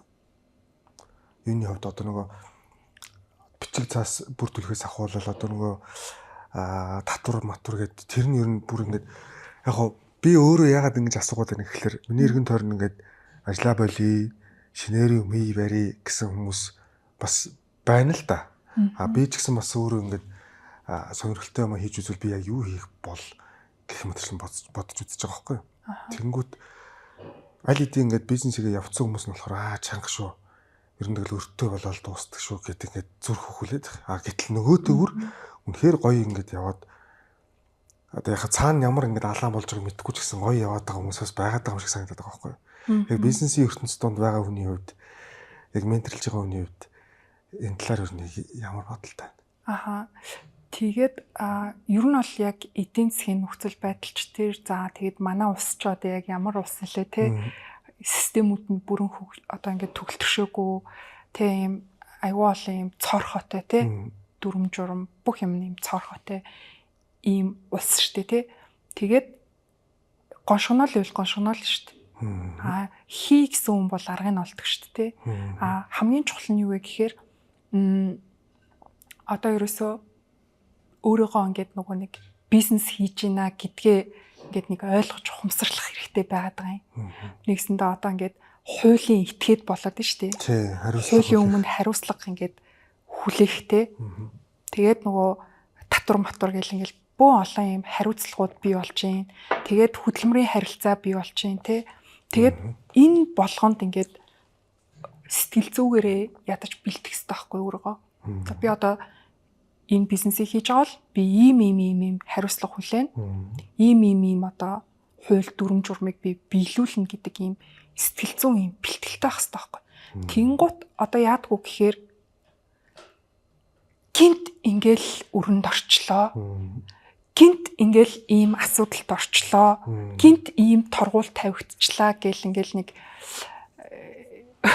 яг нэг ийм хүүхчиг юм яриа байж байгаа байхгүй. Би яагаад ч хөөглөх баг. Тий. Би одоо ингээд нэг ийм хүмүүст ингээд бизнес хийж өгж байгаа юм шиг тий.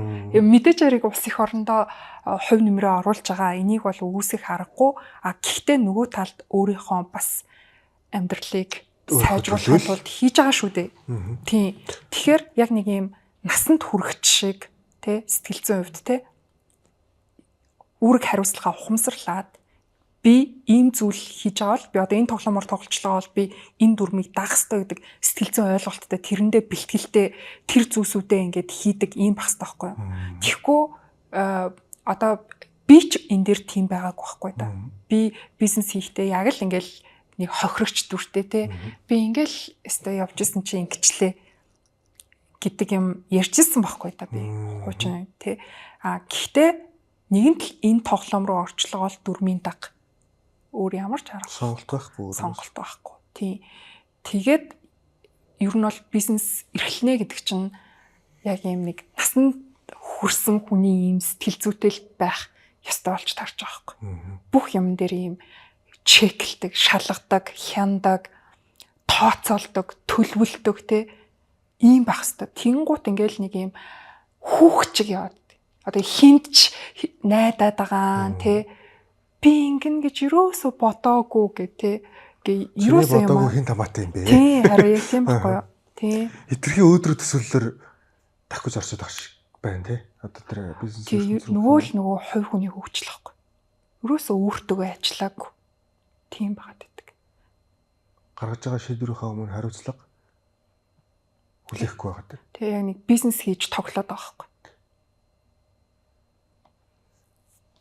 Жогон түүхий ороод байна гэсэн доо. Тийм. Яг уу хингээс суралцаж болно. Гэхдээ ядаж ингээ хандлагын хувьд өөр байх хэрэгтэй байхгүй. Тэгэхэд ч одоо нөгөө яг бодит кейс шүү. Орлогоо бүртгэдэг. Зарлагаа бүртгэдэг. Ашгаа тооцдоггүй. Зүгээр л ингээл эргэлдээд идэг. Ямарсан нэг юм ажил яваал байдаг, мөнгө орж гараал байдаг. Тий. Тэгээд хувийн санхүү, бизнесийн санхүү ингээ холилдсон. Нэг дансаар гусдаг нөгөө. Тий. Тэгээд тэр мөнгнөөсөө хүүхдтэй сургалтын төлбөр тэнд одоо нөхөртөө машины зээлмэл төлчих юм чиж байгаа шиг. Тий. Хамаг юм холилдсон. Ядаж санхүүгээ зэгцтэй байлгаач. Одоо тэр мундаг стратеги төлөвлөлт хийгээд идэх юм гэхэд ядаж санхүү дээр ядаж өөр дансаар орж гарах хэрэгтэй. Ер нь яг тэгэх хэрэгтэй биз дээ. Бизнес хийчихвэл. Тий. Тийм ээ. Ер нь их нарийн юм шиг юм. Бидний бас бодож төсөөлж байгаа шиг хит өдрөөр төсөөлдөг шиг бас тийм амар ч бас биш юм шиг юм л та. Бас мэдээж боломжгүй зүйл бас биш. Мэдээж те боломжгүй зүйл. Тийм боломжгүй зүйл бол биш шүү дээ. Хүчний хүмүүс хийгээд чадаад болоод яваад байна. Боломж гэснээс ер нь залуу хүнийхээ хувьд мөрөн манай Монголыг хараа би нэг бүр бизнес хийгээд бүр нэлийн том олон жил болцсон. Одоо хүмүүс мэдэх бах та тэр хүний ярилцлаган дээр бүр хэд хэдэн ярилцлаган дээр Монгол бол бизнесийн диважин шүү гэдэг байгаа байхгүй юу? Энэтэй санал нэгдэх үү? Нэгдэн шүү дээ. Яг гэхээр хөгжингөө орнууд чинь угаасаа ингээд бүх юм тогтцсон байж байгаа шүү. Хандсан. Тий, бүх юм тогтцсон. Тэгээд заавчлаа. Одоо энэ бизнесийг энэ компани хийдэг. Гэт ингээд бүх зах зээл ингээд эзэнтэй болцсон. Тэгээд тийм нөгөө эзлэгдсэн зах зээл дээр чинь гарч ирэх амар хэцүү шттэ. Маш их мөнгөөр те. Эсвэл одоо технологийн инновацаар тест жинхэнэ бум хийж гарна уу гэхээс биш аюу хэцүү байхгүй. Гэтэл чинь манай Монгол нөгөө хөгжиж буй орн учраас ийм сул орон зай аюу ихтэй.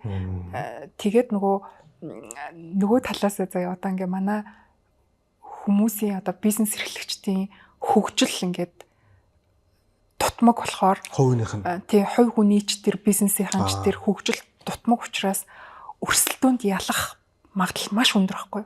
Одоо жишээлбэл тэр компаниас аргагүйдээ ингээ худалдаа авалт хийгээ муулаа л идэг. Тийм зөндөө шүү. Нөгөө менежмент муутай, үйлчлэгээ муутай тий муулаа л идэг. Тий яг өөр сонголт байхгүй учраас ингээд идэг. Гэтэл яг тэр одоо зах зээл дээр нь яг ийм чадвартай, гүйцэтгэлтэй, үйлчлэгээ сайтай бизнес гараад ирэхэд л тэр бол бай болох байхгүй юу? Тэгэхээр чинь бид нарт ингээд маш их боломж байгаа байхгүй. Тэгээд яг адилхан бизнес одоо эхлүүлсэн байлаа ч гэсэн тэр чинь нөгөө хүнээсээ хамаарад шал өөр байх боломжтой байхгүй юу? Одоо энд бата тэр бизнесийг яг нэг ийм арга барилаар хийдэг, ингэж авч явдаг, хэрэглэгчтэй ийм зүйл санал болгодог, ингэдэг, бүтээгдэхүүнээ ингэж хөгжүүлдэг. Гэтэл энд одоо цэцгээ яг адилхан бизнесийг хийж байгаа мөртлөө цэцгээ илүү ийм бүтээлчээр ханддаг, илүү гоё ийм орчин бүрдүүлэхийг хичээдэг, хүмүүстэй илүү гоё ингэж хандахыг хүсдэг, байнга ийм одоо сайжруулалт, шинжилтүүдийг хийж идэг ч гэдэм юм. Ингээд адилхан бизнес байсан ч гэсэн огт өөрөөр ингээ хийж болдог. Тэгээд ерөөсөө тэр нөгөө хувь хүний өөрийнх нь хичээл зүтгэл тэр бизнестэй гаргаж байгаа хандлага, сэтгэлээс нь хамаарад ингээд өрсөлдөөнд ялах боломжтой байдаг байхгүй. Тэгэхээр биднэрт маш их боломж байгаа гэж боддتي. Одоо манай энэ нөгөө коучингийн салбарт гэсэн ялгаагүй. Яг танигдсан хичнээн коуч байгаа юм. Гарын 5 уруунд багтахаар л цөөхөн баг шүү дээ. За тэнгууд яг тэдгээр хүмүүсийн одоо нөгөө зүгээр л би нөгөө контент орон жишээ авчил та тий. Нөгөө хийж байгаа контентууд нь яг ямар утга агуулгатай, ямар одоо үр өгөөж үнцнийг хүмүүст өгч чадаад байна вэ гэх тэнгууд ингээд нөгөө гарын 5 уруундах хүмүүс чинь ингээд багасаад ирнэ шүү дээ тий. Тэгээд яг нөгөө туршлага, ур чадвар, мэдлэг гэдэг ингээд гут дахиад ингээд багасаад ирнэ тий. Тэгэхээр чин биднэрт бол ингээд маш том юм орон зай байна. Гол нь ингээ өөрийгөө хөгжүүлээд тэр зүйлийн төлөө зориод сэтгэлээ өгөөд ингээ явах юм бол ер нь бүх салбарт. Тийм бүх салбарт. Тийм. Мөрөн маань одоо яг бизнес ментороор ажиллаад хэдэн жил болж байгаа лээ? 2 жил болж байна. Тийм 2 жил. Хамгийн яг ярьж болох юм болов уу хамгийн одоо сонирхолтой гэх юм өрмөц одоо чамаас яг менторшип авч ирсэн, зөвлөгөө авч ирсэн хамгийн өрмөц бизнес юу бах вэ? Юу байж болох вэ? Юу байсан бэ гэх юм уу? Өрмөцөө. Тий өрмөц эсвэл одоо онцлох гэж бас байж болно. Онцлох. Бус хүмүүсийн бизнесээр тэгж хамгийн ярьж болох вэ? Яг бол яадаг вэ? Яа тийм бол. Одоо миний ойлгосноор ингээд шинээр бизнес хийж байгаа. Одоо жишээлбэл би нэг бизнес эхлүүлэе гэж бодоод учраа олохгүй ч юм уу тий байх юм бол би чамд хандах нь шүү дээ. За огш ингээд би нэг ингэж байна.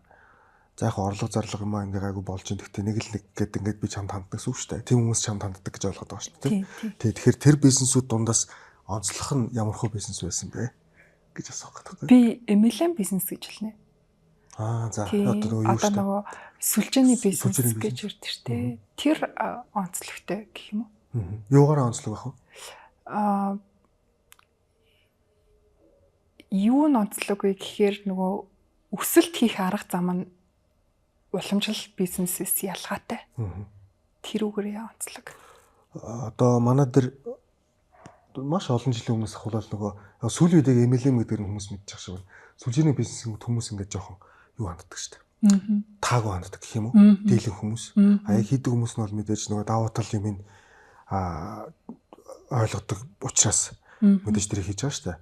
Миний хувьд болохоор яг хуу давуу талж байдаг, сул талж байдаг гэж боддог. Би ч өөрөө тиймэрхүү юмас жоохон холбоо учраас яг бизнес менторны хувьд эмилийн бизнес ер нь юу гэж боддог вэ? Одоо хүмүүс тэрэнд орлоо тэдэн сая шатлаа матлаа гэж ярьж байгаа юм. Эсвэл зарим нь ингээл үнэхээр ингээл цойлол явдаг шүү сайн мэдээ.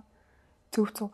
Би эмилийн бизнесийг сурталчилсан л болчихлоо хэл та. Гэхдээ ер нь бол юм сурыг гэсэн хүнд бол энэ бол айгүй гоё боломж гэж би боддتي. Бүх талаар өөрийгөө хөгжүүлэх боломжтой гэж боддог. Тэгээд хүн болгон яг тэрийг даваад хийж чадахгүй л те.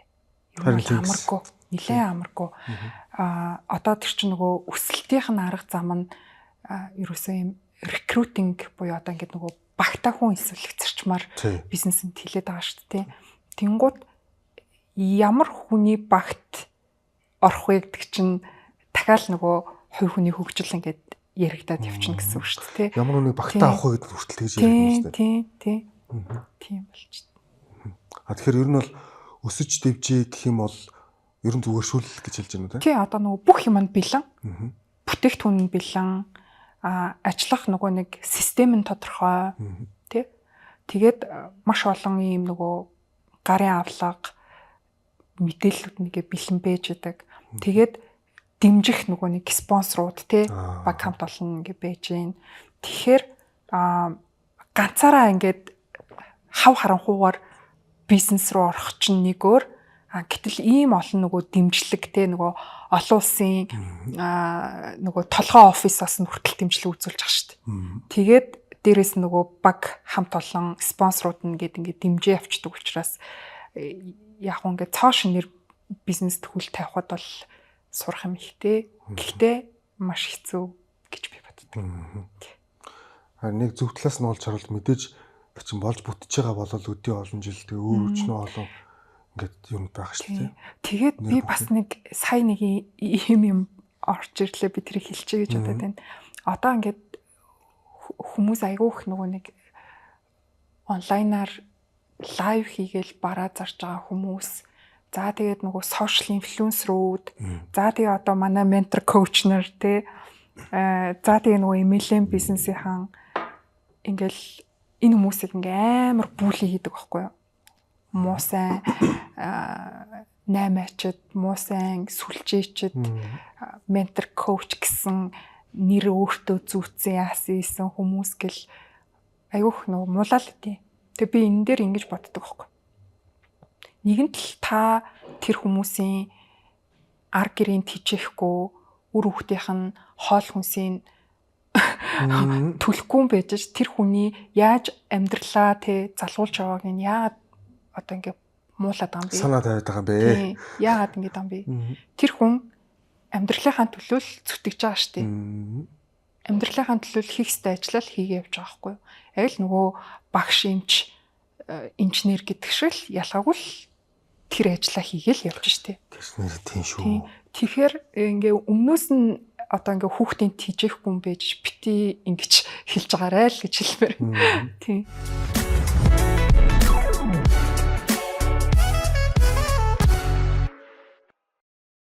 Юу тэгээд нөө bucket list гэдэг хүслийн жагсаалтын YouTube сувгаас гадна нэг найзхад зөвлөснөр нэг пэйж хөгжүүлээд явж байгаа байхгүй би. Тэгээд зочдынхаа нөгөө нэг онцлох ярилцлагуудыг тасдаж байгаа тэрэн дээр ингээд тавьчих. Тэгээд хүмүүс за яг ер нь тэн дээрээс харахад ч гэсэн тэгээ ер нь хүмүүсийн янз янзын комментүүдийг харахад бид нэр өөрсдийгөө яа гэж яг үнэндээ бусдын хэрэгтэй амар их оролцох юм аа. Бусд хүн ямар ажил хийж гэн, яаж нээж гэн, хинтээ уулзаж учирч гэн тэ надад зэрэг амар төвхтэй санагдав. Бус өөрийгөө яа гэж бусдын явдал судлыг ингээл ягаал тэгээд тиймэрхүү бас байх шаардлага байд юм болоо тийм хайрын цаг зав байдгүй багтаал гэж бодох болоод шүү дээ. Хойлоо жоохон хов бацах шүү дээ болох гэдэг нэг. За мөрөн хамгийн сүүлд хизээ чин сэтгэлээсээ бүр илгээ хөштлөө инээсэн бай. Илгээ хөштлөө. Бүр нулимсаа гартлаа. Саяхан ч гэж одоо нөгөө төрсөн өдрөөрөө манай найзад уулзсан юм аа. Тэгээд бид хэд ярилцаж суугаал тэгэл энэ жил юм уу? Тийм энэ жил тэр чи одоо баг 2 сарын өмнө болчиход шүү дээ. Тий. Тэрийг л санаж байна. Бүр илгээ өчлөөнөөс нөө. Тэгсэн тий. Яг ямар сэдвээр ярьжсэн нь санахгүй нь. Ямар ч байсан л уулзаад л бүр нэг юм сони юм байна. Одоо нөгөө Атукагчийн дугаар, Отонтуулагчийн дугаар дээр бас яг тэгж байгаа. Яг урд өдөр нь тэгж инээсэн гэж байгаа байхгүй. Урд өдөр нь яг энэ доотлолт Чингис Хавч дуул дээр уулзсан юм билээ. Тэгэхээр хүмүүс яг тэгж инээсэн мөртлөө яг ямар сэдвээр ярьжсэн нь сандгүй юм байна. Манай Лодко гэдэг дуучин залуу орсон. Тэр бас яг юу ярьснаа мэдэхгүй нөхшөө. Би тэгтээ яг төдөд тэдэн сард би тэгж инээсэн гэж яриад байгаа байхгүй. Тэгэхээр яагаад энийг асуусан гэхээр нэг нийгэм амар стресстэй байна гэх хэлэл ярьж байгаа шүү дээ. Гэхдээ явж идэр чинь стресстгүй юу гэдэг чинь бас бидний сонголт юм байл шүү дээ. Явж. Тэгээд бидний ингэж чин сэтгэлээсээ инех нь бүр ингээд тамираа тасартал инех нь маш их цөөхөн болчт юм байна гэж анзаарсан байхгүй. Гэтэл яг нэг арай нэг жоохон илүү дотгошоо нэг өөрийгөө хайрладаг гэх юм уу та. Өөртөө цаг зав гаргадаг хүмүүсийн хариулт болохоор яг тодорхой. Одоо жишээлбэл чи нөгөө 2 сарын өмнө инээсэн гэдэг ингээд зарим нь болохоор бүр огт санахгүй байгаа. Тэгэхгүй одоо сүулт хизээдэг гэж яг инех бол өөр хэрэг шүү дээ. Бүр нулимсаа гартал инех чинь бас нэг өөр хэрэг байна. Тэгэхээр яг нэг өөрийгөө анхаардаг хүмүүс манай үзэгчид хэрэг үзчихвэл хэрвээ та ер нь хизээ хамгийн сүлд илгээ хөштөл би бол бүр хэлдэг өмдөндөө тусаатлаа инээсэн бэ гэж хэлдэг байхгүй. Яг хизээ тэгж инээсэн бэ. Хэрв тэгж инээсэн санахгүй бол бас нэг өөртөө анхаарах цаг болцсон байх шүү гэж би бодоод байгаа. Энэ зүгээр нэг ярьцлага хийж сууж байгаад гинт төрсөн асуулт байхгүй. Тэгээд тэр маань ингээд амар хүчтэй гоё мэдрэмж төрүүлээд манай зочин маань хүртэл тэгээд дугаар болгоноор асууж яагаад ер нь яг нэг өөрөөсөө асуучмаар юм бэл. Хизээ хамгийн сүүлд илгээ хөштөл инээсэн бэ. Гэт. Би бол инээсэн тэрийг бол санаадах юм. За мөрөн зочныгоо нөгөө эмэгтэй хүнийх нь хувьд зүгээр яг би сонирхоод ингээд асууж байгаа шүү. Эр хүн ер нь ямар байх ёстой гэж боддог вэ? Ямар хүнийг чи эр хүн байна даа гэж үнэлэх вэ? Ямар эр хүнийг? Ямар зан чанартай гэх юм уу? Эр хүн гэхээр хөөх надаас хэн ч ингэж асууж байгаа юм. Анх удаа ийм асуулт. Яг чи би бодохдоо нэг тийм хамгаалуулахгүй санагддаг шүү. Байгалийн л одоо натур бүсгүүчүүд та бүхний натур шүү дээ тийм. Ерөөсөө ингээд нэг хамгаалч байвал яг эр хүн шиг мэдрэх юм уу? Тийм. Тэгээ тэр хамгаална гэдэг нь одоо нэг тийм араатай амтан бол байхгүй шүү дээ. Яа зүг тийм. Би бас тодруулчихлаа. Тийм араатай амтан бол байхгүй. Гэхдээ нөгөө тодорхойгүй ирээдүй, тодорхойгүй байдал, тодорхойгүй зүйлс ч юм уу те. Сэтгэл зүйн хувьд ч гэсэн. Тийм. Тэр зүйлсээс ингээд хамгаалах. Одоо би ингээд чиний хажууд байгаа учраас чи одоо ингээд юунаас ч яах хэрэггүй ч гэх юм уу те. Наач гоё ярилдаг шүү. Саяхан нэг баабургон байсан баха нэг пост надад их таалагдсан. Залуучууд Монголд ингээ хэцүү байна, утаа үнээр бла бла гэл одоо бидний толгойд орж ирж болох бүх асуудлуудыг дурдаад би явмаар байна гэдэг. Тэгээ амар шулуух хэлж байгаа. Тэгээ зайлаач тий. Тэр хатдаг зайлаач.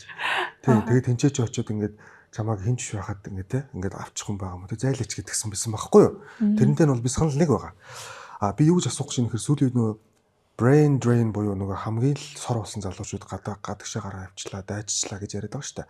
Эсвэргээрээ яг Монголдоо ингээ боломжийг бий болгоод бүтээгээд ажиллаж хөдөлмөрлөөд бизнесээ эрхлээд явж байгаа хүмүүс олон байгаа. Мөрөн яг залуу хүнийхээ хувьд яг боломж гэд хилэнгүүдийг чамд төсөөлөж байгааг тайлбарлаад өгөөрэй. За бидэнд яг ямар боломж байгаа залуучуудад яг бидний үеийн залуучуудад ямар боломж байна? Шууд орж ирж байгаа нь бид нар өнөөдөр маш гоё тийм арчсан нийгэмд амьдарч байгаа, эрхчлөөтэй хүснээ бичиж болж байна, хүснээ хийж болж байна. Хүснээрээ ярилцаа сууж болж байна. Ярилцаа сууж болж байна тий. Тэгээ бид нар хөгжиж чадах юм бол биднэрт бүх боломж байгаа. Яа тэгэхээр бид нар маш гоё тийм арчсан нийгэмд амьдарч шүү л гэж л. Бүх боломжууд нь байна. Тэгээд дээрэс нь нөгөө мэдээлэл авах те бүх суг нээлттэй шүү дээ. Тэгээ одоо миний одоо менторууд дандаа л гадны хүмүүс идэх байхгүй юу? Миний одоо дагаж суралцдаг хүмүүс, гадны хүмүүс. Тэгээд өнөөдөр биднэрт ийм боломж байгаа учраас л би тэдрийг олоод, сонсоод, тэдрээс суралцаад, тий ингээ өөрийгөө хөгжүүлж штт тий. Базаад ойлгох юм бол ерөөсө хамгийн өөрийгөө хөгжүүлж гэх юм бол бүх боломж байгаа шүү. Тий. Заавал тэр ин гэхгүйгээр. Тий. Бидэрт ямар ч юм хориг байхгүй. Вау. Ямар ч хориг байхгүй. Өссөн бүх хэмжээ нээлттэй байна. Чи өөрөө жоох хичээж. Тий. Вау. Гоё шүү тий. Тэгээд ингэнгүүт энэ ч нөгөө явж сэтгэлгээтэй холбогдож байгаа тий. Яг энийг ингэж харж ийн гэдэг. Энэ дээр би нэг гоё юм хэлчихье. Тэгээ. Юу вэ гэхээр би бизнесээр сураагүй заяа. Одоо нөгөө бизнесийн сургуулийг хэлж байгаа шүү. Одоо нөгөө их сургууль тийм бизнес сурсан юм байхгүй заяа. Бизнес удирдлага тийм биш. Байхгүй. Дээрэс нь би нөгөө нэг юм том групп компанид захирал мэхрэл хийжсэн надад туршлага байхгүй заяа. Тэгсэн мөртлөө би бизнес ментор хийж гэнэ гэж боддоо. Энэ боломж биш юм уу? Тэгээ өнөөдөр ингээд 99,000 дагагчтай болцсон. Тэ маш олон контентууд хийцэн. Өөрийн гэсэн үйлчлүүлэгчтэй болцсон. Үр дүнгээ үзсэн. Тодорхой хэмжээний орлоготой. Тийм одоо ингээ үр ширээ ингээ төлөөд дуусчихна гэж шүү дээ. Тэгэхээр чин одоо ингээд магадгүй одоо хүмүүс бодно шүү дээ тий. Би бизнесээр сураагүй юм чинь би ийм том компани захирал хийжсэн туршлага байхгүй юм чинь би яаж хүмүүст бизнес коучинг хийх юм бэ гэж бодож болно шүү дээ. Тэг чин би тгийг байгаа зү.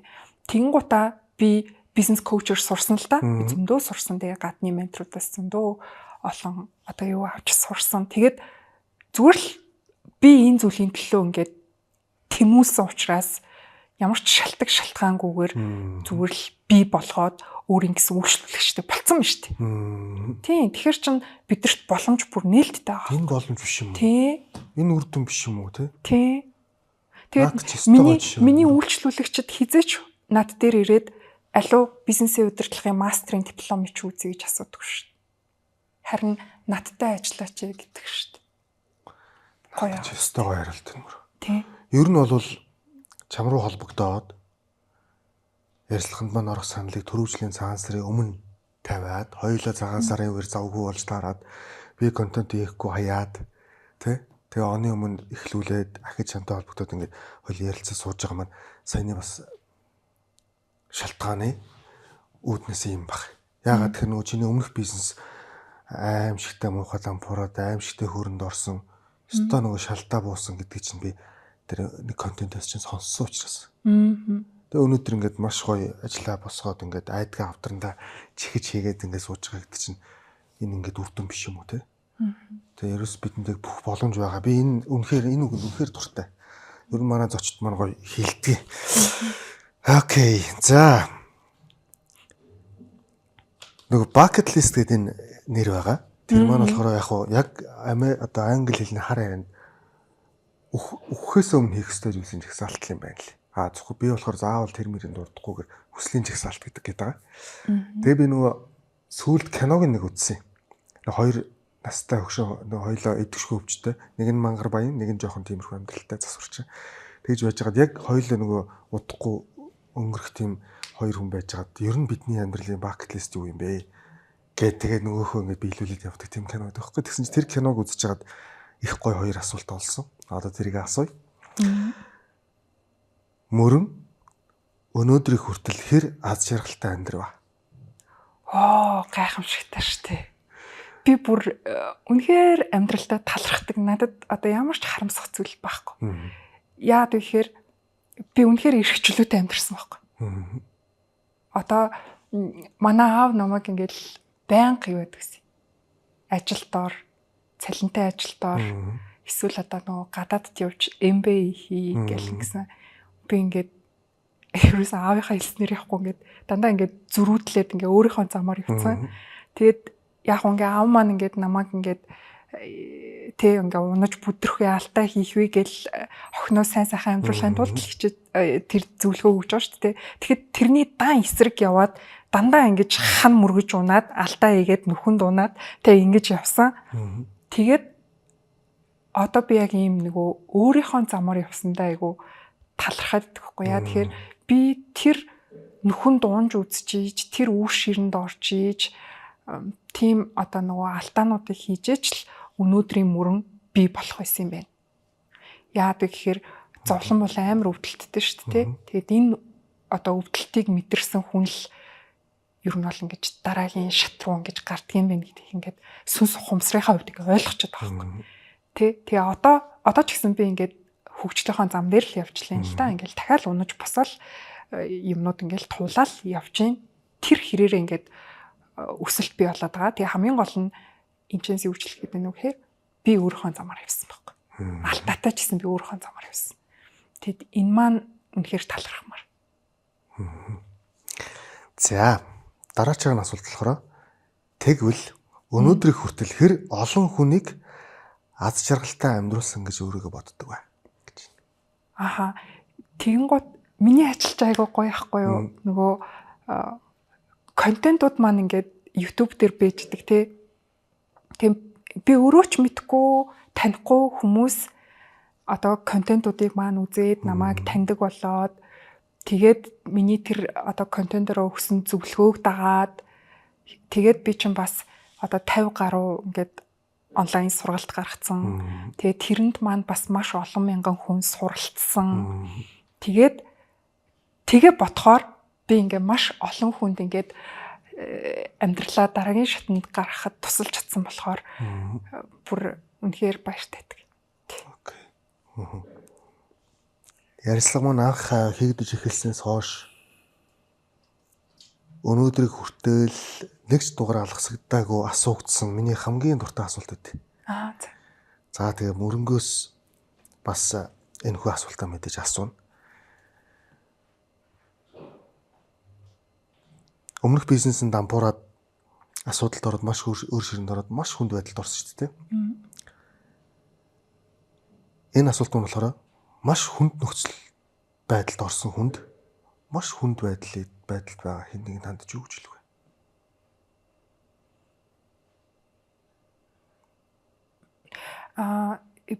Одоо над дээр ирдэг хүмүүс бас яг тийм асуудалд орсон хүмүүс ирдэг байхгүй. Таны контентыг үзээд яг таныг зөрж ирлээ. Би одоо яг ийм хүнд байдалд орчод байна гэд ингээ ирдэг.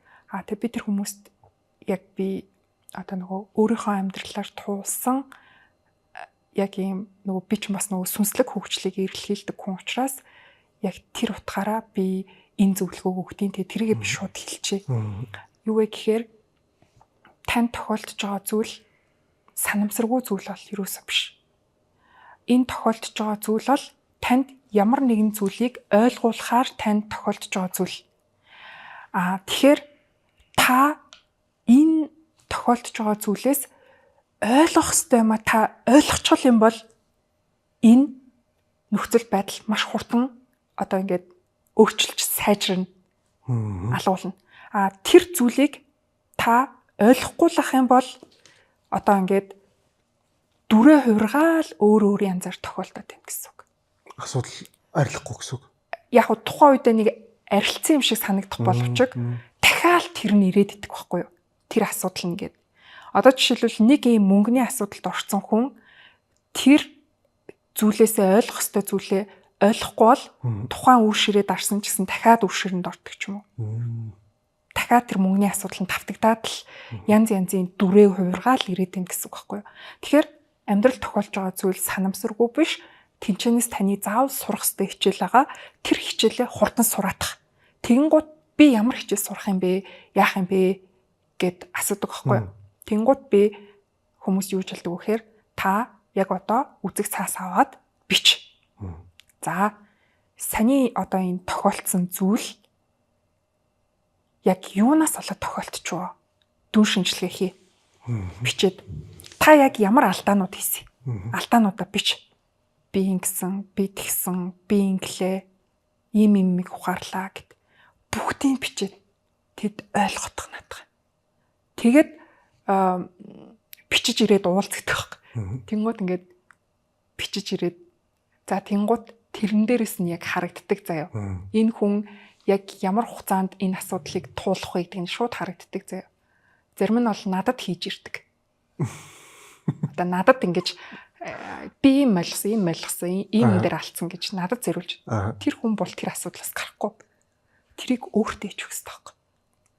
Тэгээд тэр битсэн юмнаас чинь тэр хүн хэр гүнзгий тэр асуудал руу орж бодож бясалгасан нь харагддаг байхгүй юу? Бясалгах хэрэгтэй байхгүй юу? Бодож бясалгах хэрэгтэй тэр асуудлаа. Тэнгууд гүнзгий бодож бясалгаж байгаа юм чинь шал өөр идэг байхгүй юу? Тэгэхээр ерөөсөө л яг тэр асуудалтайгаа холбоотой алдаануудаа бүр гүнзгий бясалга ингэж наад байдлаасаа гарна. За сүнслэг хөгжлөгээд нэлээ яригдсан. Сүнслэг хөгжил гэдгийг яг юу вэ гэдгийг мөрөн нэг товчхон хэлж өгч. Товчхон одоо хүн болгонд ойлгохдохор юм уу? Яг юуг сүнслэг хөгжил гэж хэлээд байна? Сүнслэг хөгжил гэхээр анзаарахгүй ясан зүйлүүдэд илүү их анзаарч эхэлнэ. Тэгээд өөрийнхөө одоо тэр дутагдaltaй алдаатай зүйлсүүдийг ингээд ухамсартайгаар ингээд ажиглаад тэгээд тэрийг ингээд зүв болгох. Тэнгууд юуг алдаа гэж харж ийн вэ гэдэг чинь бас тэр хүний сүнсний хөгжлийн түвшингээс хамаарх гэдэг байхгүй юу? Тэгэхээр яг одоо ямар түвшинд байна? Тэр түвшнөөсөө өөрийгөө анзаарч эхлэх хэрэгтэй гэсэн үг. Тэгээд өөрийгөө анзаараад яг ямар алдаанууд байгаа тэрийг ингээд засаа явна гэсэн үг. Тэгэхээр ер нь бол илүү боддог л болох юм блэ. Яг ингээд тэр чин бодох гэдэг чинь дандаа юм дотоод процесс байгаа. Дотоод процесс. Тэгэхээр энэ дотоод процессыг илүү сайн явуулаад өөрийгөө ингээд засах. Тэ. Тэнгуут нөгөө алдаанууд чинь бас ингээд задлаа ярих юм бол айгу ингээд олон юм үе шаттай байгаа алдаанууд. Олон төрөлтэй тий. Тий. Тэгэхээр өөрийнхөө төвшнгөөс хамаарал хамгийн наазахаас ахуулаад алтагаа засч эхэлнэ гэсэн үг. Сүнслэг хөгжил нь одоо сүнслэг хөгжлийн илүү сайн сайхан байхын тухайд гэж ойлгож болох уу? Товчхондоо. Илүү сайн сайхан дараагийн төвшөнд гарахын тулд гэх юм уу? Сүнслэг хөгжил гэдэг нь одоо энэ оршихуйн жам эсийг ойлгоод өөрийгөө тэрэнд нийцүүлэх. Байгалийн жамыг дагах баг. Тийм. Оршихуйн одоо тэр жам ёст өөрийгөө нийцүүлж одоо ингээд биднэрт ингээд суугдсан байгаа тэр алдаануудыг л ингээд залруулж ингэж оршихуйтай нийцнэ л гэсэн үг. Тэгж нийцч чадахгүй асуудал гарсаар л байна. Зовж штэ өөрөө. Тийм өөрөө зов. Жамын эсрэг байгаад харчин. Зовн тэгээд яг хуу зовлон ингээд шууд ирэхгүй гэж болно штэ. Тэнгууд бүх юм окей гээл тэнхтэл мунхлал алдаануудаа хийгээл нүгэлүүлтэл яваад ирлэн чамар хэцүү болчих юм тийм. Төрөний хэлсэнчлэн дахиад өрөөхт цаашаа амьдрын тийм. За. За бидний ярилцах цаг ерөөхдөө нэлээд дуусахд өгч байна. Дугаар болгон дээр алгасахгүй асуулт буюу bucket list. Хүслийн жагсаалт. Мөрөнгийн маань bucket list-ийн топ 3 эхний 3-т юу байна? Тэрийг сонирхолтой байна. Топ 3. За, шударгаар хариулахад би ер нь хий гэснээр хийж ирсэн хүн. Тэгээ би ч айгу тийм зөрөгтэй. Тийм нөгөө одоо санджаар 13 онд тахгүй юу?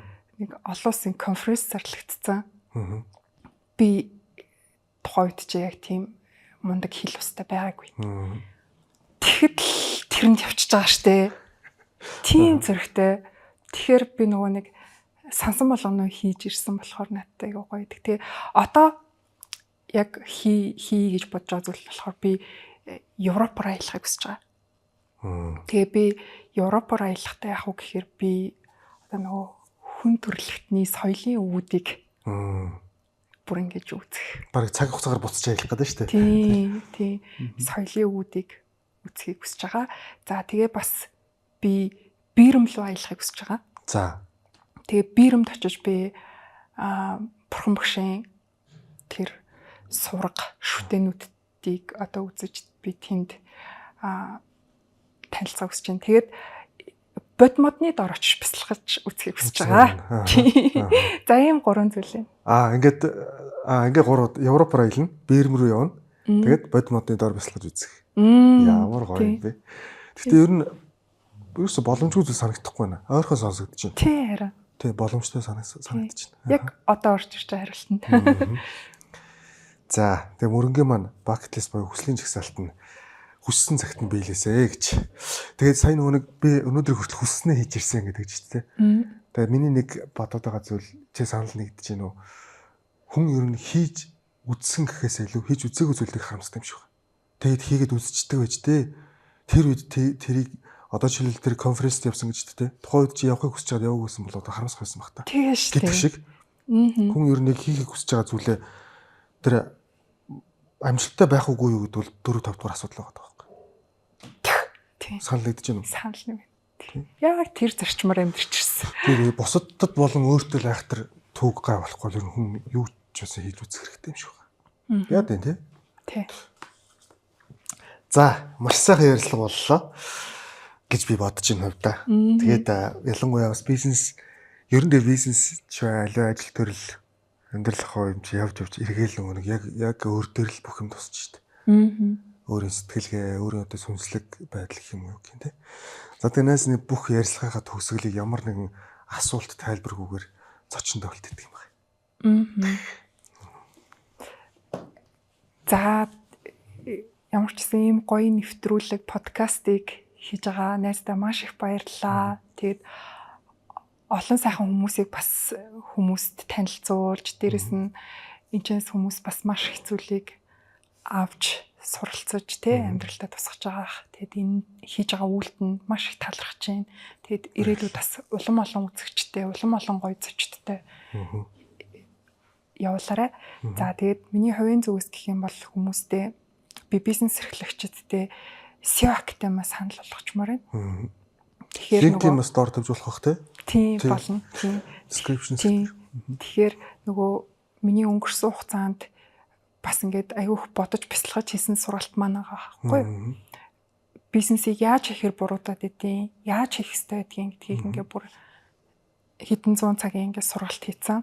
Тэгээ энийгээ би маш олон бизнес эрхлэгчдэд үзүүлмээр байгаа юм. Тэгхийн бол тэр хүмүүс одоо өнөөдрийн ингээд амар завгүй, стресстэй, асуудал нь дахин давтагдаад идэг тэр нэг тойргоосоо гарахт нь багчсан нэмэр тус болно гэдэгт итгэлтэй.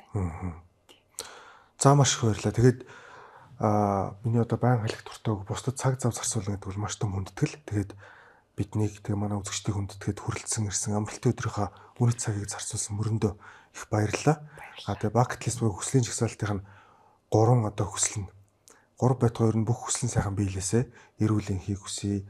Амар тайван байгаарай, ариун их баялагтай баян чинэлэг улан баян болоосой гэж хүсэж байна. Тэгээд бидний бас дэмжин ажиллаж байгаа Чимээ Publishing-ийн хамт олон ялангуяа Вавилоны хамгийн баян хүн ном Janus Florence-ийн дүрийн хамт олондоо маш их баярлалаа. Тэгээд дараачийн дугаараар иргэн уулзлаа. Түр баяртай үзэгчтэй. За баярлалаа. Ямар гоё яриа болчихоо тий.